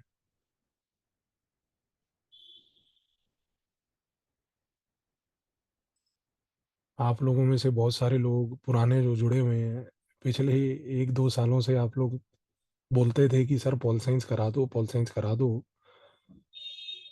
और अनफॉर्चुनेटली वो डिले होता रहता था. फाइनली चलो जब प्लेटफॉर्म अपना बना तो हमने कराया, पर कम से कम अब आपको फर्क तो दिख रहा होगा ना सर कि ये जो डिले हुआ वो डिले का कारण क्या था. क्योंकि देखो कोई भी पॉल साइंस का स्टूडेंट आज की डेट में ऐसा तो है नहीं जिसने ग्लोबल लेवल के वर्ल्ड के मोस्ट फेमस नोट्स ना पढ़े हो. और अब आप जब अपने वो एग्जिस्टिंग नोट्स को वो वर्ल्ड फेमस नोट्स के साथ कंपेयर करोगे तो सर आपको कुछ फर्क तो दिख ही रहा होगा कि इतनी स्टडीज, इतनी रिसर्चेज सर एक दिन में तो नहीं आती बेटा, टाइम तो लगता ही है ना आने में. तो the root message here is कि sir patience always gives you good results. थोड़ा सा पेशेंस है. कई बच्चों ने अपने अटेम्प्ट को भी डिफर करा कि नहीं हम अटेम्प्ट ही बाद में देंगे बट ऑप्शनल अच्छे से पढ़ के देंगे, but those people also rest assured sir कि अटेम्प्ट आपका अच्छा ही जाएगा. क्योंकि अब देखो आज जब पेपर 2 खत्म होगा ना बेटा तो आप इन नोट्स को कंपेयर कर सकते हो वर्ल्ड फेमस टेम्पलेट के साथ और आपको वहीं पर सारा फर्क दिख जाएगा. समझ रहे हो आप? तो बेटा PSIR में नंबर लाना डिफिकल्ट नहीं है. नंबर लाने के दो ही तरीके हैं. कंसेप्चुअली क्लियर रहो, स्कॉलर्स को भरपूर मात्रा में प्रयोग करो. अब आप देखो यार, ऑलमोस्ट मैं कह रहा हूँ भाई साहब हर क्वेश्चन में एक स्कॉलर है. हर क्वेश्चन। आपको एक टास्क भी मैं दे रहा हूँ, जबकि जिंदगी में अगर अगर अगले 1 2 4 दिन में कभी आपके पास बिल्कुल निहायती खाली टाइम हो तो करना ही, पूरे पेपर 2 के सारे स्कॉलर्स काउंट करके एक बार बता देना मुझे। जहां तक मेरे को अंदाजा है सर, 400 500 स्कॉलर मिनिमम होंगे पूरे पेपर 2, जितना अपन ने अभी तक पढ़ा है। सो आप ये चीज को समझो बच्चे, कि ये स्कॉलर्स का प्रयोग करके आंसर लिखना आपको रिवॉर्ड देगा ही देगा। कम से कम देखो, दो ही फैक्टर जो पॉल साइंस में नंबर हिंडर करते हैं, वो है नंबर 1 कंटेंट, नंबर 2 है एक्सप्रेशन ऑफ द कंटेंट। लोग पता है क्या करते हैं, सबसे पहले एक्सप्रेशन पे फोकस करते हैं। हम आंसर लिखेंगे, आंसर लिखेंगे। सर आंसर तब लिखोगे ना बेटा जब कंटेंट होगा। कंटेंट था नहीं, आंसर लिखते गए, कम कंटेंट से मास्टरी कर ली, मार्क्स नहीं आए। अब आपकी अप्रोच उल्टी है, आपके पास कंटेंट बहुत है, एक्सप्रेशन नहीं है अभी। एक्सप्रेशन हम आपको सिखा देंगे नेक्स्ट ईयर, हमने बोला आपको, बट उससे पहले कंटेंट की तो मास्टरी कर लो बेटा। ये स्कॉलर, हर स्कॉलर का ओपिनियन, हर स्कॉलर का थॉट, मैंने आपको कई बार बोला है बच्चे, खून में बहना चाहिए आपके। जब तक नहीं बहेगा बेटा बहुत समस्या होगी, पर जिस दिन बहेगा ना, उस दिन आपको 350 नंबर लाने से कम कोई रोक नहीं पाएगा पॉल साइंस में, ये हमारा अश्योरेंस है आपको। क्योंकि आपके जो आंसर की क्वालिटी और अंडरस्टैंडिंग होगी ना सर, वो एग्जामिनर को वही चाहिए पॉल साइंस। तो डोंट वरी, आराम से आप लोग कर लोगे। अगले क्वेश्चन पे आते हैं sir. Using scholarship and international theory, trace the origins of APEC as a regional economic and trade entity. तो यहाँ पर एक लाइन लिख लो आप sir. As per Robert Scalapino, APEC was formed in 1989 to promote trade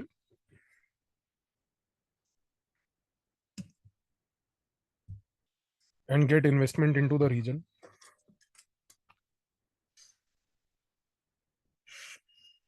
through open regionalism. Through open regionalism.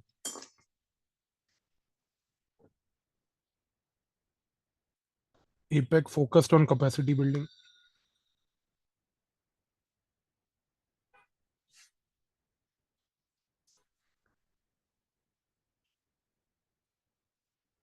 and integration of Western markets with Asia.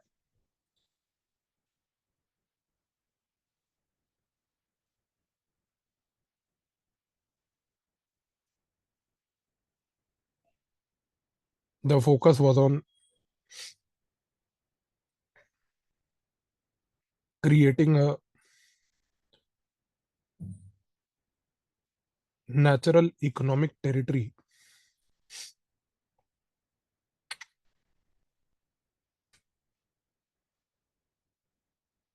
which would act as a gateway for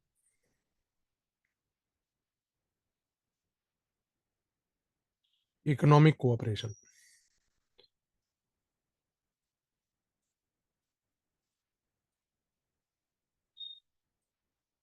Scalapino asserts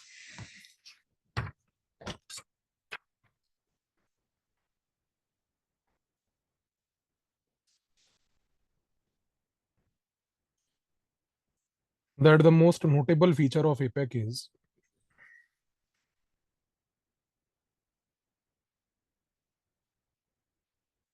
an eminent persons group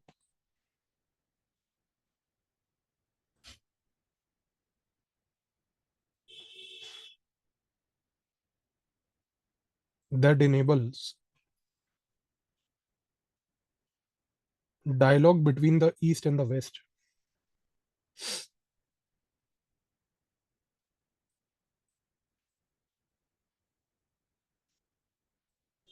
to promote bilateral trade.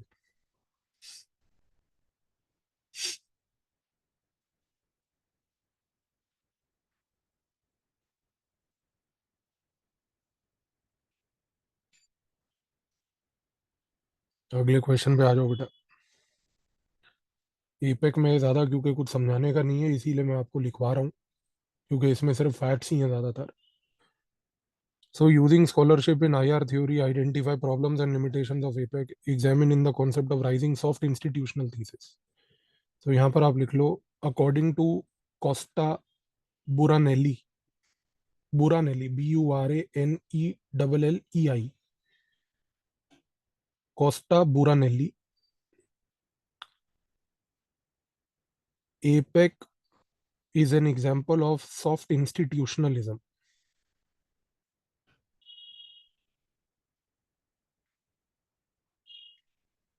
This implies that it is a grouping which follows the neoliberal agenda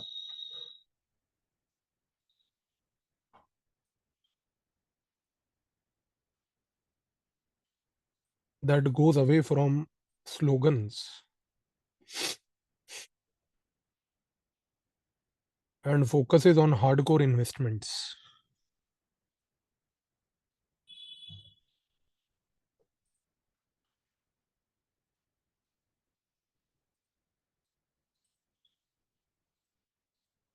It has demonstrated success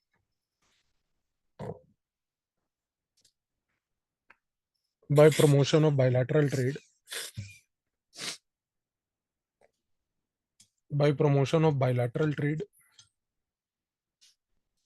and regional trade. It has facilitated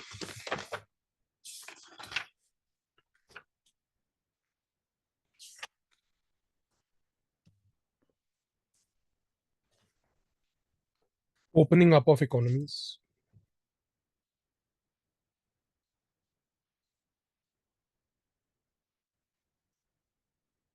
and deeper economic integration.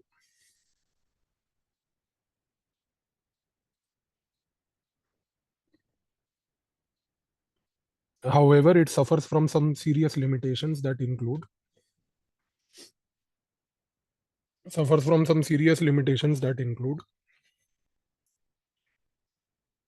number one,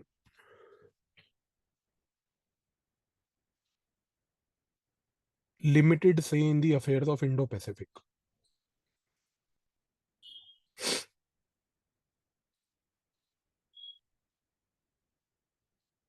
Number two, no shared vision to promote democracy.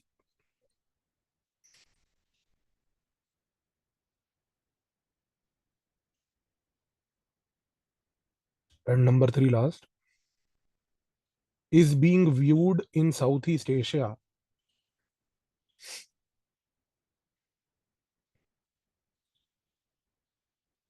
as a group that promotes unilateral American agenda. Viewed in Southeast Asia as a group that promotes unilateral American agenda.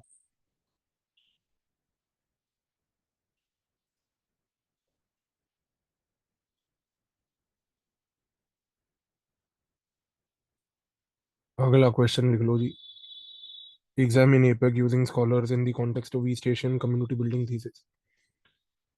This thesis is given by Amitav Acharya,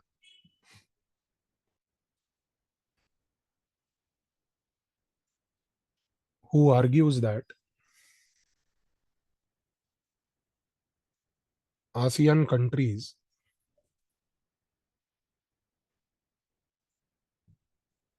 can engage with APEC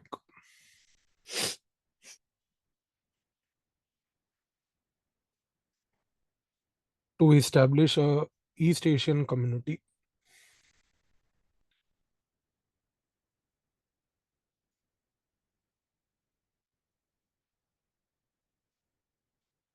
that can enable countries of the global south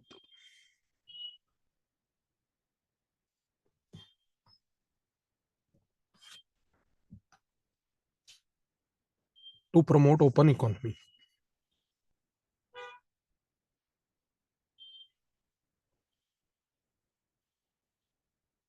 Acharya argues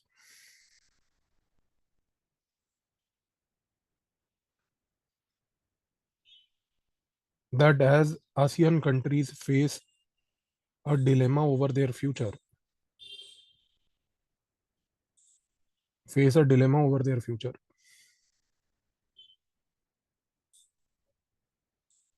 they can engage with APEC, use America to champion promotion of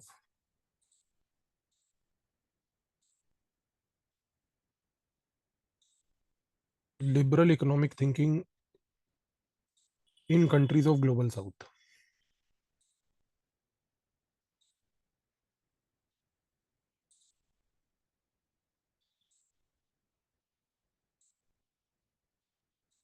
This will enable them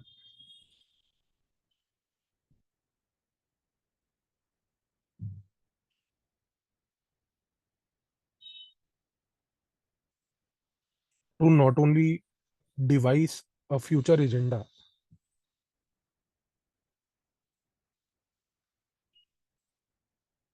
but also enable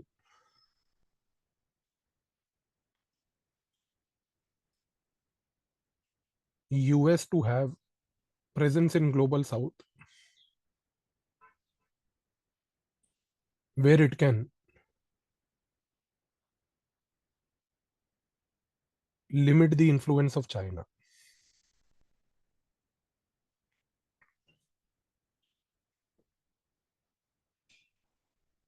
ठीक है बेटा. और last question है अगला वाला जो अगले page पे है, वो लिख लो एक. Explain the rise of hybrid regionalism thesis in Indo-Pacific. How will institutional equilibrium thesis rise in Indo-Pacific in future? According to Kishore Mahubani, Mahubani, किशोर महूबनी. ये देखो, ये उसकी किताब पढ़ी है, अगर आपको दिख रही हो यहाँ पे. खैर पता नहीं, वो दिखेगी नहीं, टेढ़ी सी पढ़ी है वैसे. अच्छी किताब है उसकी. उस किताब से ये पॉइंट है पूरा.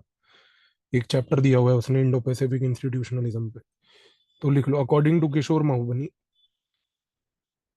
Indo Pacific today is seen as a multi-layered concept that promotes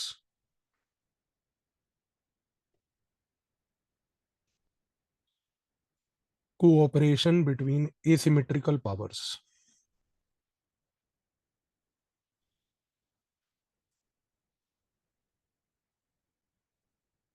This implies that each country in the Indo-Pacific region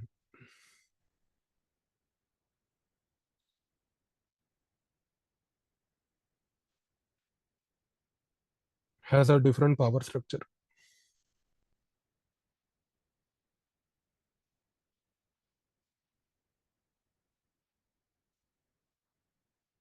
and each is today threatened by an assertive China.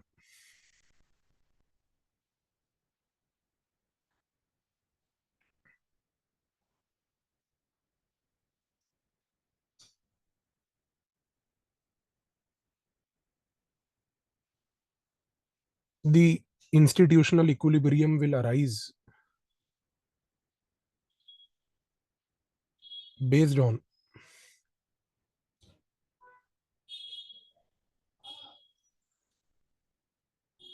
how each player reacts to China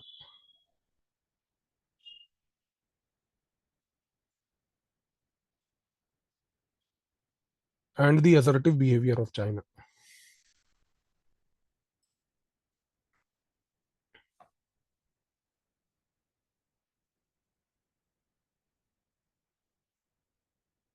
This implies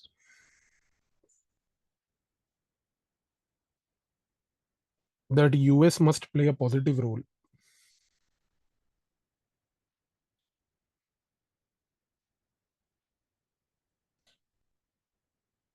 to forge partnerships between asymmetrical players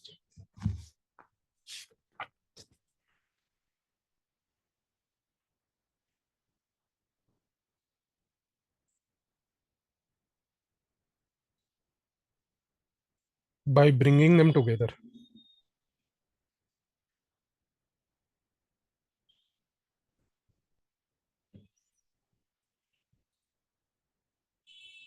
against a rapidly assertive China.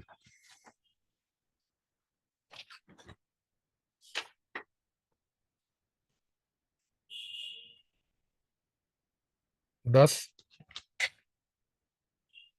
whatever institutional architecture that will emerge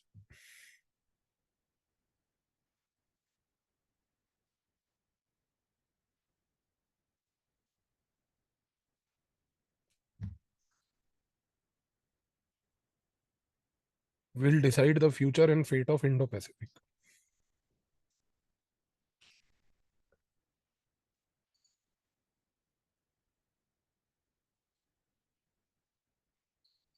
ठीक है जी, अगला question आपको homework दिया था बेटा।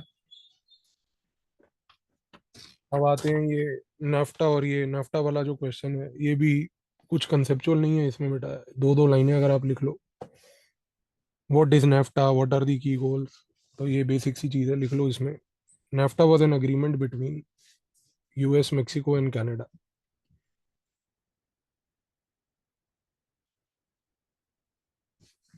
To reduce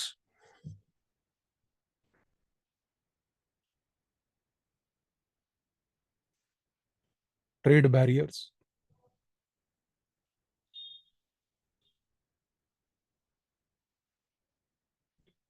increase cooperation for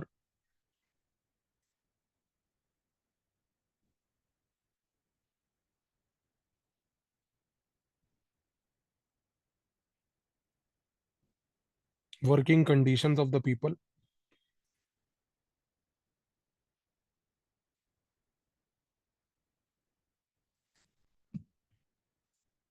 and create safe markets for goods and services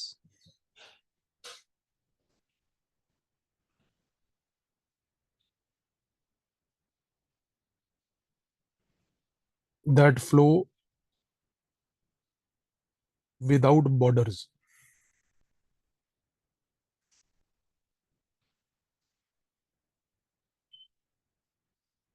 The idea was to bring USA's investment,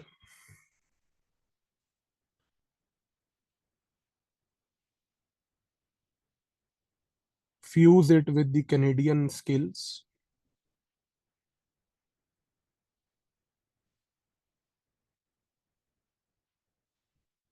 and the labor potential of Mexico.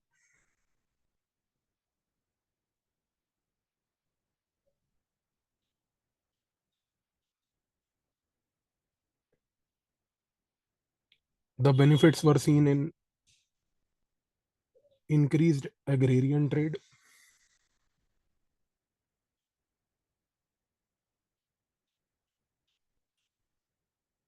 higher automobile trade,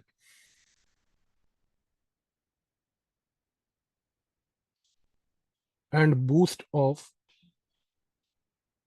trade in textiles and apparels. Trade in textiles and apparels. Apparel मतलब clothing. अब अगला question देख लो, last वाला sir, कि explain the changes brought in NAFTA by Trump, how will the changes affect the regionalism. Trump dismantled the NAFTA to replace it with USMCA,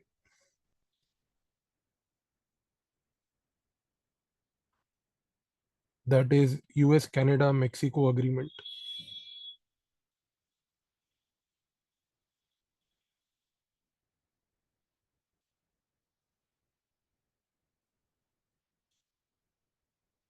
His objective was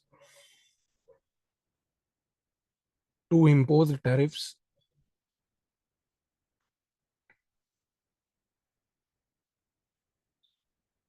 on those automobile manufacturers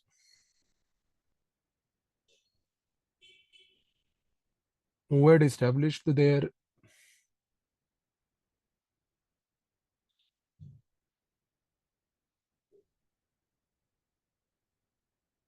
economic centers in America,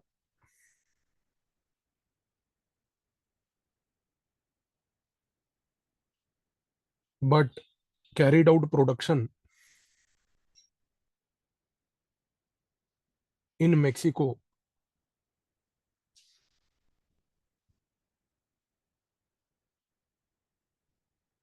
thereby depriving America of tax revenues.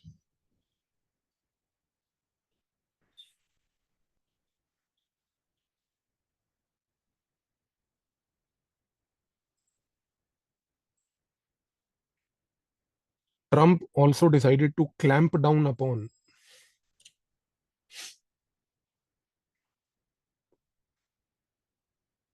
illegal migrant flows from Mexico to US,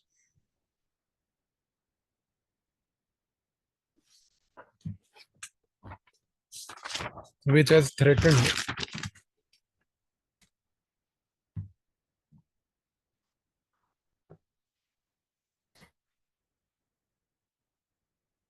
the demography in the southern states of US.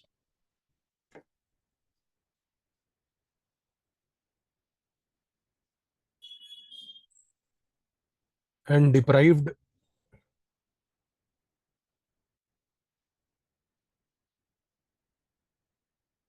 southern states the economic potential to grow.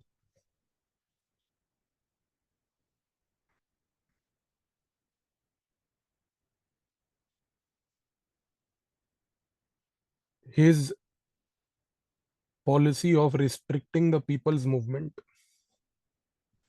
has led to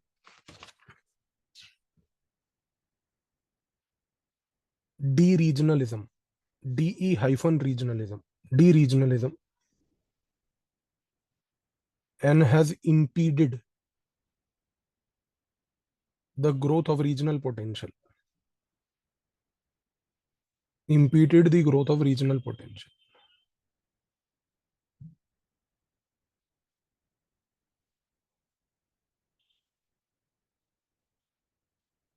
In this context,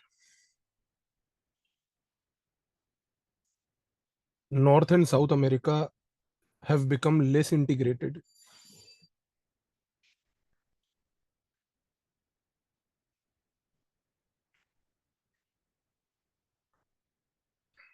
and has compelled South America to look to China as an alternative.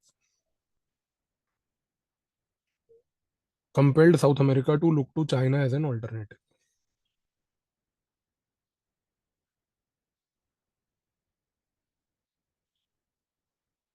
The consequence of this policy is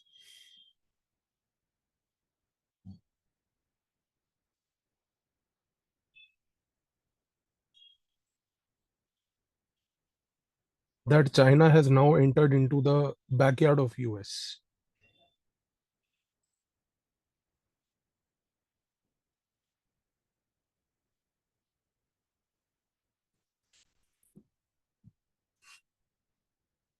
ठीक है जी.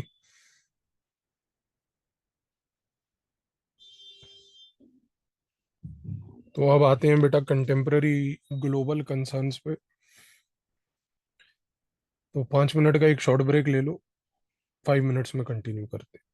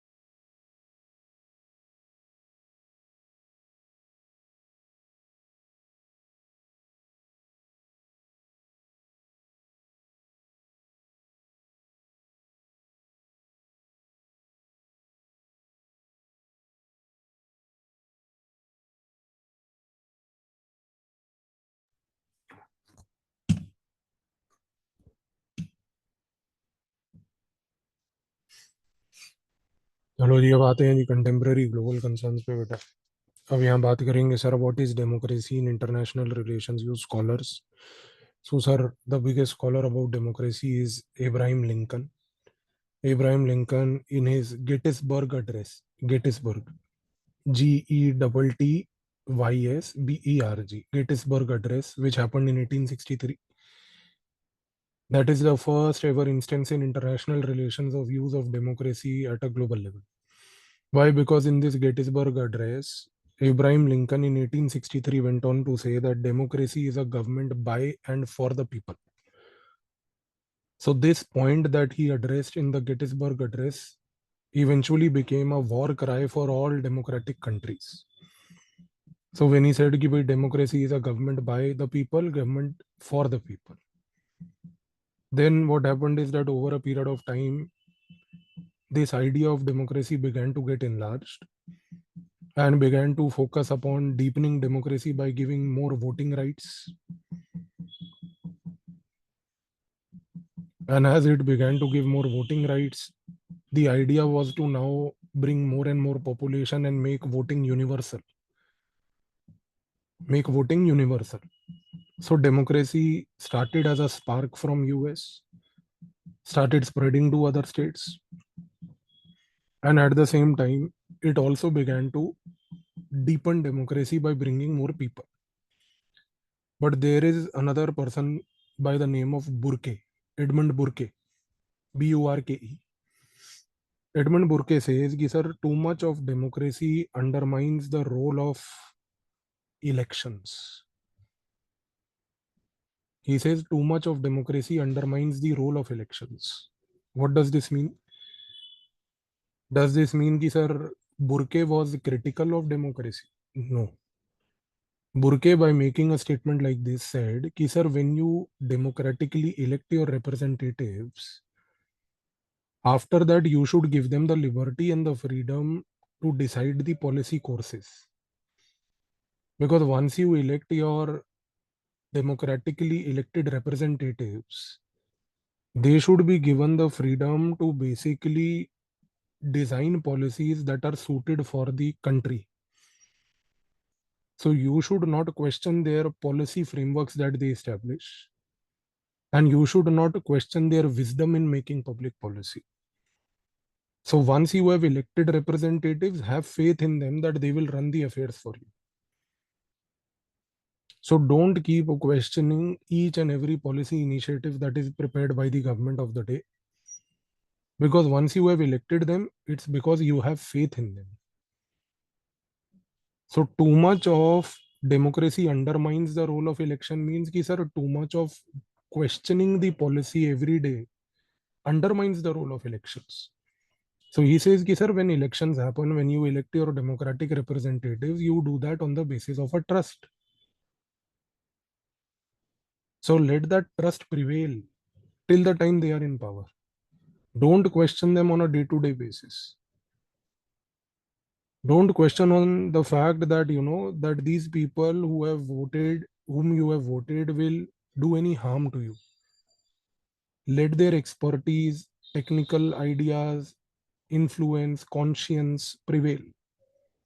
So don't keep questioning them. तो basically कई लोगों ने ये criticise किया है Burke को कह के कि this minimizes the role of opposition. The job of the opposition is to keep the government on toes. Job of the opposition is to ensure that the welfare of the people is taken primacy. पर Burke कह रहे हैं कि यार जब आपने किसी को इलेक्ट किया है तो ये अजम्पशन है ना कि सर वो आपके बेटरमेंट के लिए काम करेगा. ऐसा तो है नहीं कि वो आपके बेटरमेंट के लिए काम नहीं करेगा. वो कहता है कि बुर्के का मेन मानना ये है कि sir day to day questioning मत करो पॉलिसी. कोई बहुत बड़ा फ्लॉ हो तो अलग बात है, पर डे टू डे की मतलब सरकार ने हाथ उठा लिया, नहीं हम इसका खंडन करते हैं, ये चीजें नहीं करनी है आपको जो डे टू डे बेसिस पे होती है. समझ आई जी.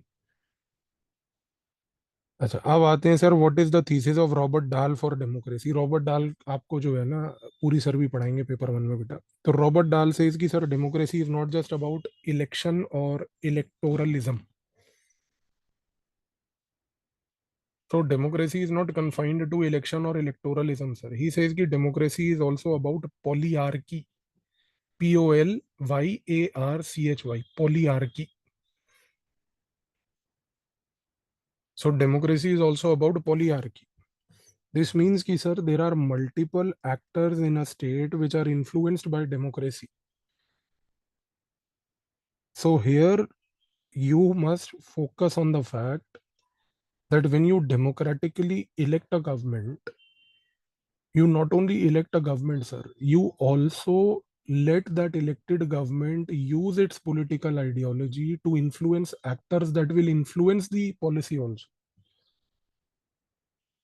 कहने का मूल रूप से मकसद ये है साहब कि जब आप एक सरकार को इलेक्ट करते हो ना बेटा, तो सरकार की आइडियोलॉजी आती है। जब वो सरकार की आइडियोलॉजी आती है तो सरकार की आइडियोलॉजी को इम्प्लीमेंट करने के लिए जो एक्टर्स इन्वॉल्व होते हैं, जिसको कहा जाता है executive, which is the bureaucracy, they also have to have ideological orientation in implementing the policy. So without they having an ideological orientation, it will become difficult to implement the policy of a political ideology. अब यहाँ पर एक बहुत बड़ा debate शुरू हो जाता है सर, कि जिसको हम एथिक्स में पढ़ेंगे अभी, जिसको हम कहते हैं सर सिविल सर्विसेज न्यूट्रलिटी, कि should civil servant remain neutral. ये एक बहुत बड़ा एथिकल इशू है सर, क्योंकि गवर्नमेंट आती है आइडियोलॉजी के बेसिस पे, और हम कहते हैं कि सर सिविल सर्वेंट को आइडियोलॉजी अडॉप्ट नहीं करनी, न्यूट्रल रहना है। पर क्या एक न्यूट्रल सिविल सर्वेंट बिना आइडियोलॉजिकल इन्फ्लुएंस के काम कर सकता है? मुश्किल है सर। इसी रीजन से हम ये देखते हैं कि सर एथिकली पेपर पे लिखना एक अलग बात है, बट प्रैक्टिकल लेवल पर आइडियोलॉजिकल इन्फ्लुएंस के बिना कोई ब्यूरोक्रेट आज की डेट में काम नहीं करता। मैंने इसीलिए आपको बोला था ना सर, आप जिस भी स्टेट से हो और आपको जो भी कैडर अलॉट होगा, उस कैडर में जो पॉलिटिकल पार्टीज का गेम चल रहा है सर, आपको वो पार्टी पॉलिटिक्स का पार्ट बनना पड़ेगा। आप वहां पे जाके ये नहीं कह सकते जी कि हम तो जी पार्टी पॉलिटिक्स ज्वाइन नहीं करेंगे। करनी तो पड़ेगी बेटा, क्योंकि अगर आप आईएएस बने हो और उस स्टेट में जो भी पॉलिटिकल पार्टी डोमिनेंट होंगी, एक दो तीन, जिनके बीच में कॉन्टेस्ट है, आपको उनका हिस्सा बनना ही पड़ेगा। तो रॉबर्ट डाल यही कहता है कि sir there are other influential actors like the bureaucracy executive who also play an important role. अब अगले जो ये तीन क्वेश्चन है ना बेटा, पेज नंबर 243 244 का first question, first wave, second wave, third wave, ये मैं एक फ्लो में एक्सप्लेन कर रहा हूँ, तो आप एक फ्लो में ही लिख लेना। तो अलग अलग क्वेश्चंस में लिखने की जरूरत नहीं है, because all the three questions have the same idea only. So how does the theory explain the first wave of three waves of democratization? Use scholars, ठीक है, और फिर सेकंड वेव ऑफ डेमोक्रेटाइजेशन है, और थर्ड क्वेश्चन है third wave of democratisation. तो बेटा scholar is common, scholars name is Samuel Huntington, Samuel Huntington. अच्छा, अब हम अगर बात करें बेटा सैम्यूल हंटिंगटन की, तो व्हाट डज सैम्यूल हंटिंगटन से? ही सेज कि sir democracy has evolved over three different waves of democratisation, three different waves. He says, beta, the first wave is where the fight was against a monarchical ruler. Fight was against that authoritarian monarchy to seek rights for the benefit of people. So he says, when we see the origin and evolution of democracy, the fight at that time was the fight against the monarchical ruler. The fight at that time was against authoritarian ruler. And the fight at that time was, thirdly and more importantly, the fight for electoralism. Electoralism का मतलब ये हुआ कि बेटा उस समय we wanted to fight for electoral rights, we wanted that monarchy should liberate some power that should go to the people. And as this first wave of democracy succeeded in what Samuel Huntington says, limiting monarchy, as it succeeded in reducing the power of monarchy, enhancing the power of the electorates, then what happened is that came the second wave. He says that in the second wave, democracy reached a crisis situation. The crisis situation was that using democratic powers, democratic rulers ended up in becoming authoritarian rulers. So democracy evolved in this manner कि in the first wave, monarchy's powers were taken away to give power to the electorate, and monarchy as an institution weakened. But by the time we reach the second phase, in the second phase, what happened is कि sir, power of the people was used by democratic leaders to become authoritarian and autocratic. So Samuel Huntington says this is what we saw in the time period of Nazism and fascism. So second wave is the period of Nazism and fascism, sir. Because in fascist Italy and Nazi Germany, democracy was used, democratic principles were used to establish authoritarian leadership. But then these also had their own limitations. And once the Nazi and fascist rules were dismantled, came the third wave. The third wave is the present day wave of democratization, sir, where the focus is on ensuring that every constituent in a democracy is able to have a say in the policy making. Samuel Huntington says, sir, this is the most difficult phase of democracy. Why it is the most difficult phase of democracy, sir? Because in this particular period, the idea is to ensure that every person who votes, we have to ensure that his vote has a stamp on the policy that the government creates. So this is the real test of democracy today. But how is this going to happen is something that he does not explain. Because he says that today at the global level, there is a democratic crisis. The democratic crisis today is that countries which are democracies are facing issues of legitimacy. Issues of legitimacy means that people are saying, ki, sir, we are voting for a government in power. But that government in power is not taking policies or making policies for our welfare. So how do you ensure that every person who votes for you in power has a say in the policy making? समझ आया ये point आपको? तो ये future है बेटा एक. अच्छा, अब आते हैं sir, how does the international relation theory explain the current state of global democracy? Use scholars to illustrate your argument. Sir, current state of global democracy can be explained by the thesis of a scholar named Rajiv Bhargav. ये एक scholar है जिसका पूरी sir बहुत प्रयोग करेंगे बेटा paper 1 में. Rajiv Bhargava. So Rajiv Bhargav says, sir, that there is a global decline of democracy at a time when we have to ensure that democracy benefits everybody. There is a global decline of democracy. How? He says that today, if you look at Russia, India, these are becoming illiberal democracies. Why the Russians and Indians are becoming illegal democracies are because that while they have democracy, but they do not allow oppositional voices to be heard in a democracy. They do not allow the opposition's voice to be heard in a democracy. Illiberal. ILL, illiberal. Illiberal democracy. Illiberal का मतलब हुआ कि sir आप opposition को मौका नहीं दे रहे. राहुल परेशान, प्रियंका परेशान, ये सब परेशान हो रहे. Whereas he says that when you look at US, sir, US is a chaotic democracy. Because in US, he says that there is a deep racial divide. Deep racial divide. He says that, sir, democracy was actually created in US to overcome racial divide. But what democracy has done to US is it has created more racial divide.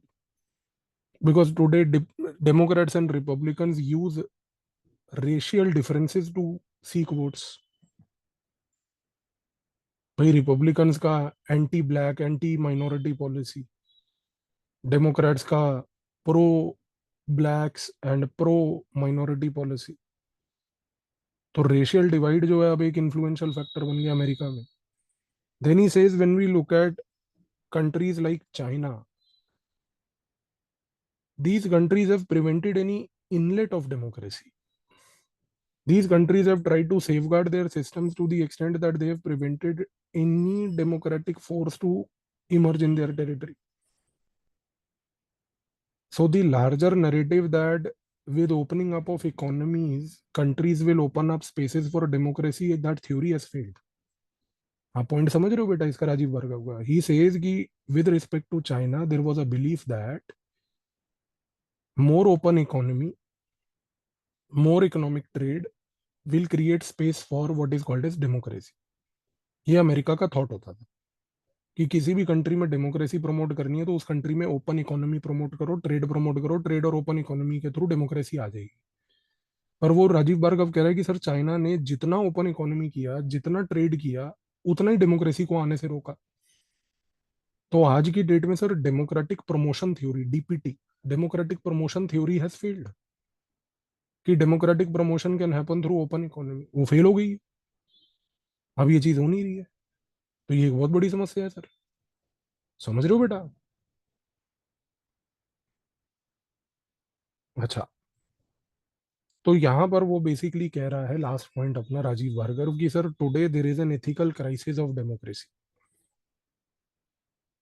That where do we stand in the future we do not know. What will be the future we are unable to predict. समझ आई ये चीज आपको राजीव भार्गव की? US, Russia, India, China. अब आते हैं अगले क्वेश्चन पे sir. What does the theory argue on making democracy permanent sir? Sir, theory says that democracy can become permanent only when democracy is decentralized.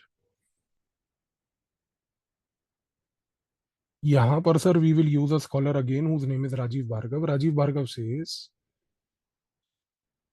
deepening of democracy and permanence of democracy is possible through decentralization. But there is an attempt today to centralize than decentralize. तो अभी जो राजीव भार्गव ने पिछले question में हमने बोला ना बेटा एथिकल क्राइसिस है, उस एथिकल क्राइसिस को सॉल्व करने के लिए इसने क्या मैकेनिज्म दिया? उसने मैकेनिज्म दिया कि डेमोक्रेसी को परमानेंट बनाओ. अब डेमोक्रेसी परमानेंट कैसे बनेगी सर? डेमोक्रेसी परमानेंट एक ही तरीके से बनेगी, वो कहता है जब आप ये इंश्योर करोगे कि डिसेंट्रलाइजेशन हो. पर डिसेंट्रलाइजेशन नहीं हो रही. और डिसेंट्रलाइजेशन नहीं हो रही क्योंकि there is an attempt to centralize things today. So democracy which was designed to create decentralization is now promoting centralization, preventing thereby democratic permanence. Second point he says is कि sir democracy has failed to tackle inequality.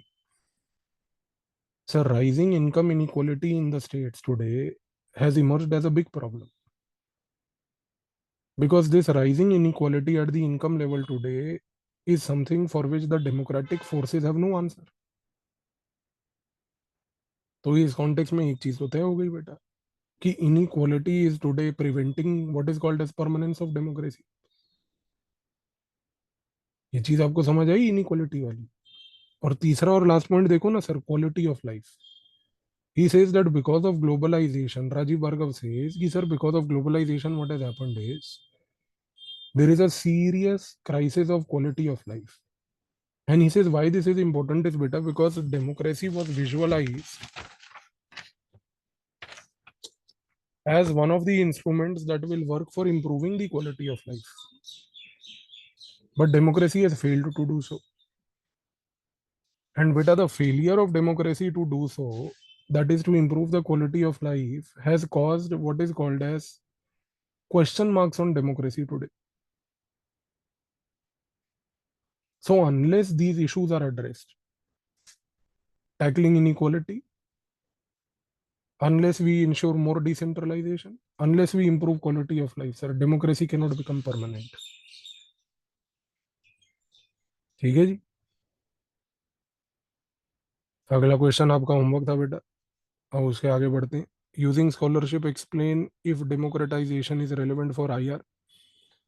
So here there is a thesis of Lipset. Scholar का नाम है Lipset, LIPSET, Lipset. According to Lipset, sir, democratization is very relevant for international relations because First thing that it will do is, sir, it will create a diversified economy. Sir, more the countries are democratic, more the possibility of diverse economy. Why? Because in a democratic country, sir, a country can engage in foreign relations based on comparative advantage. If there is a country, beta, which is democracy, it can always explore its comparative advantage. Comparative advantage means that whatever that country is good in manufacturing, they will manufacture that and sell to the other country. So that comparative advantage will create what, beta? Diversified economy. Diversified economy is good for IR because it bridges what is called as functionalism, functional relationship. So यहाँ पर democracy और functional theory का relationship clear हुआ. Second point Lipset says कि sir it will promote technology transfers. Sir, more a country is democratic, the more it will feel the need to assist other countries and help other countries also to economically grow. Lipset says a very important point, beta. Lipset says that the reluctance of America today to undertake mass level technology transfers is a blot on American democracy. Blot. Dabba hai. Ki America, which says that we are one of the oldest democracies on earth, democratically does not favor the growth of other countries in the world. For America to promote a democratic growth of other countries in the world, sir, it must ensure technology transfers because that technology transfer will help in further deepening of democracy globally. ये point समझ आया आपको?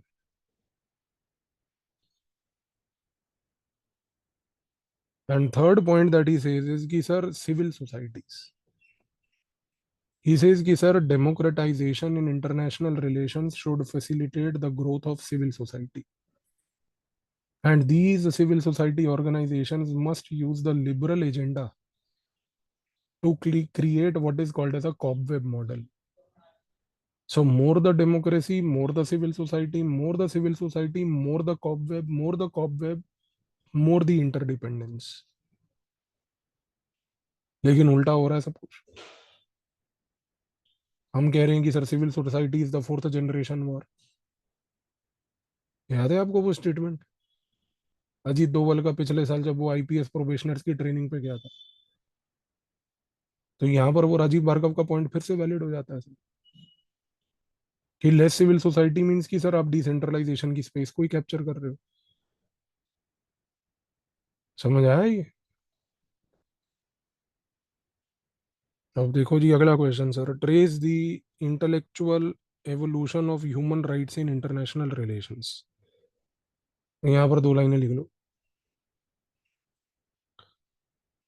The human rights originated as a concept in Europe after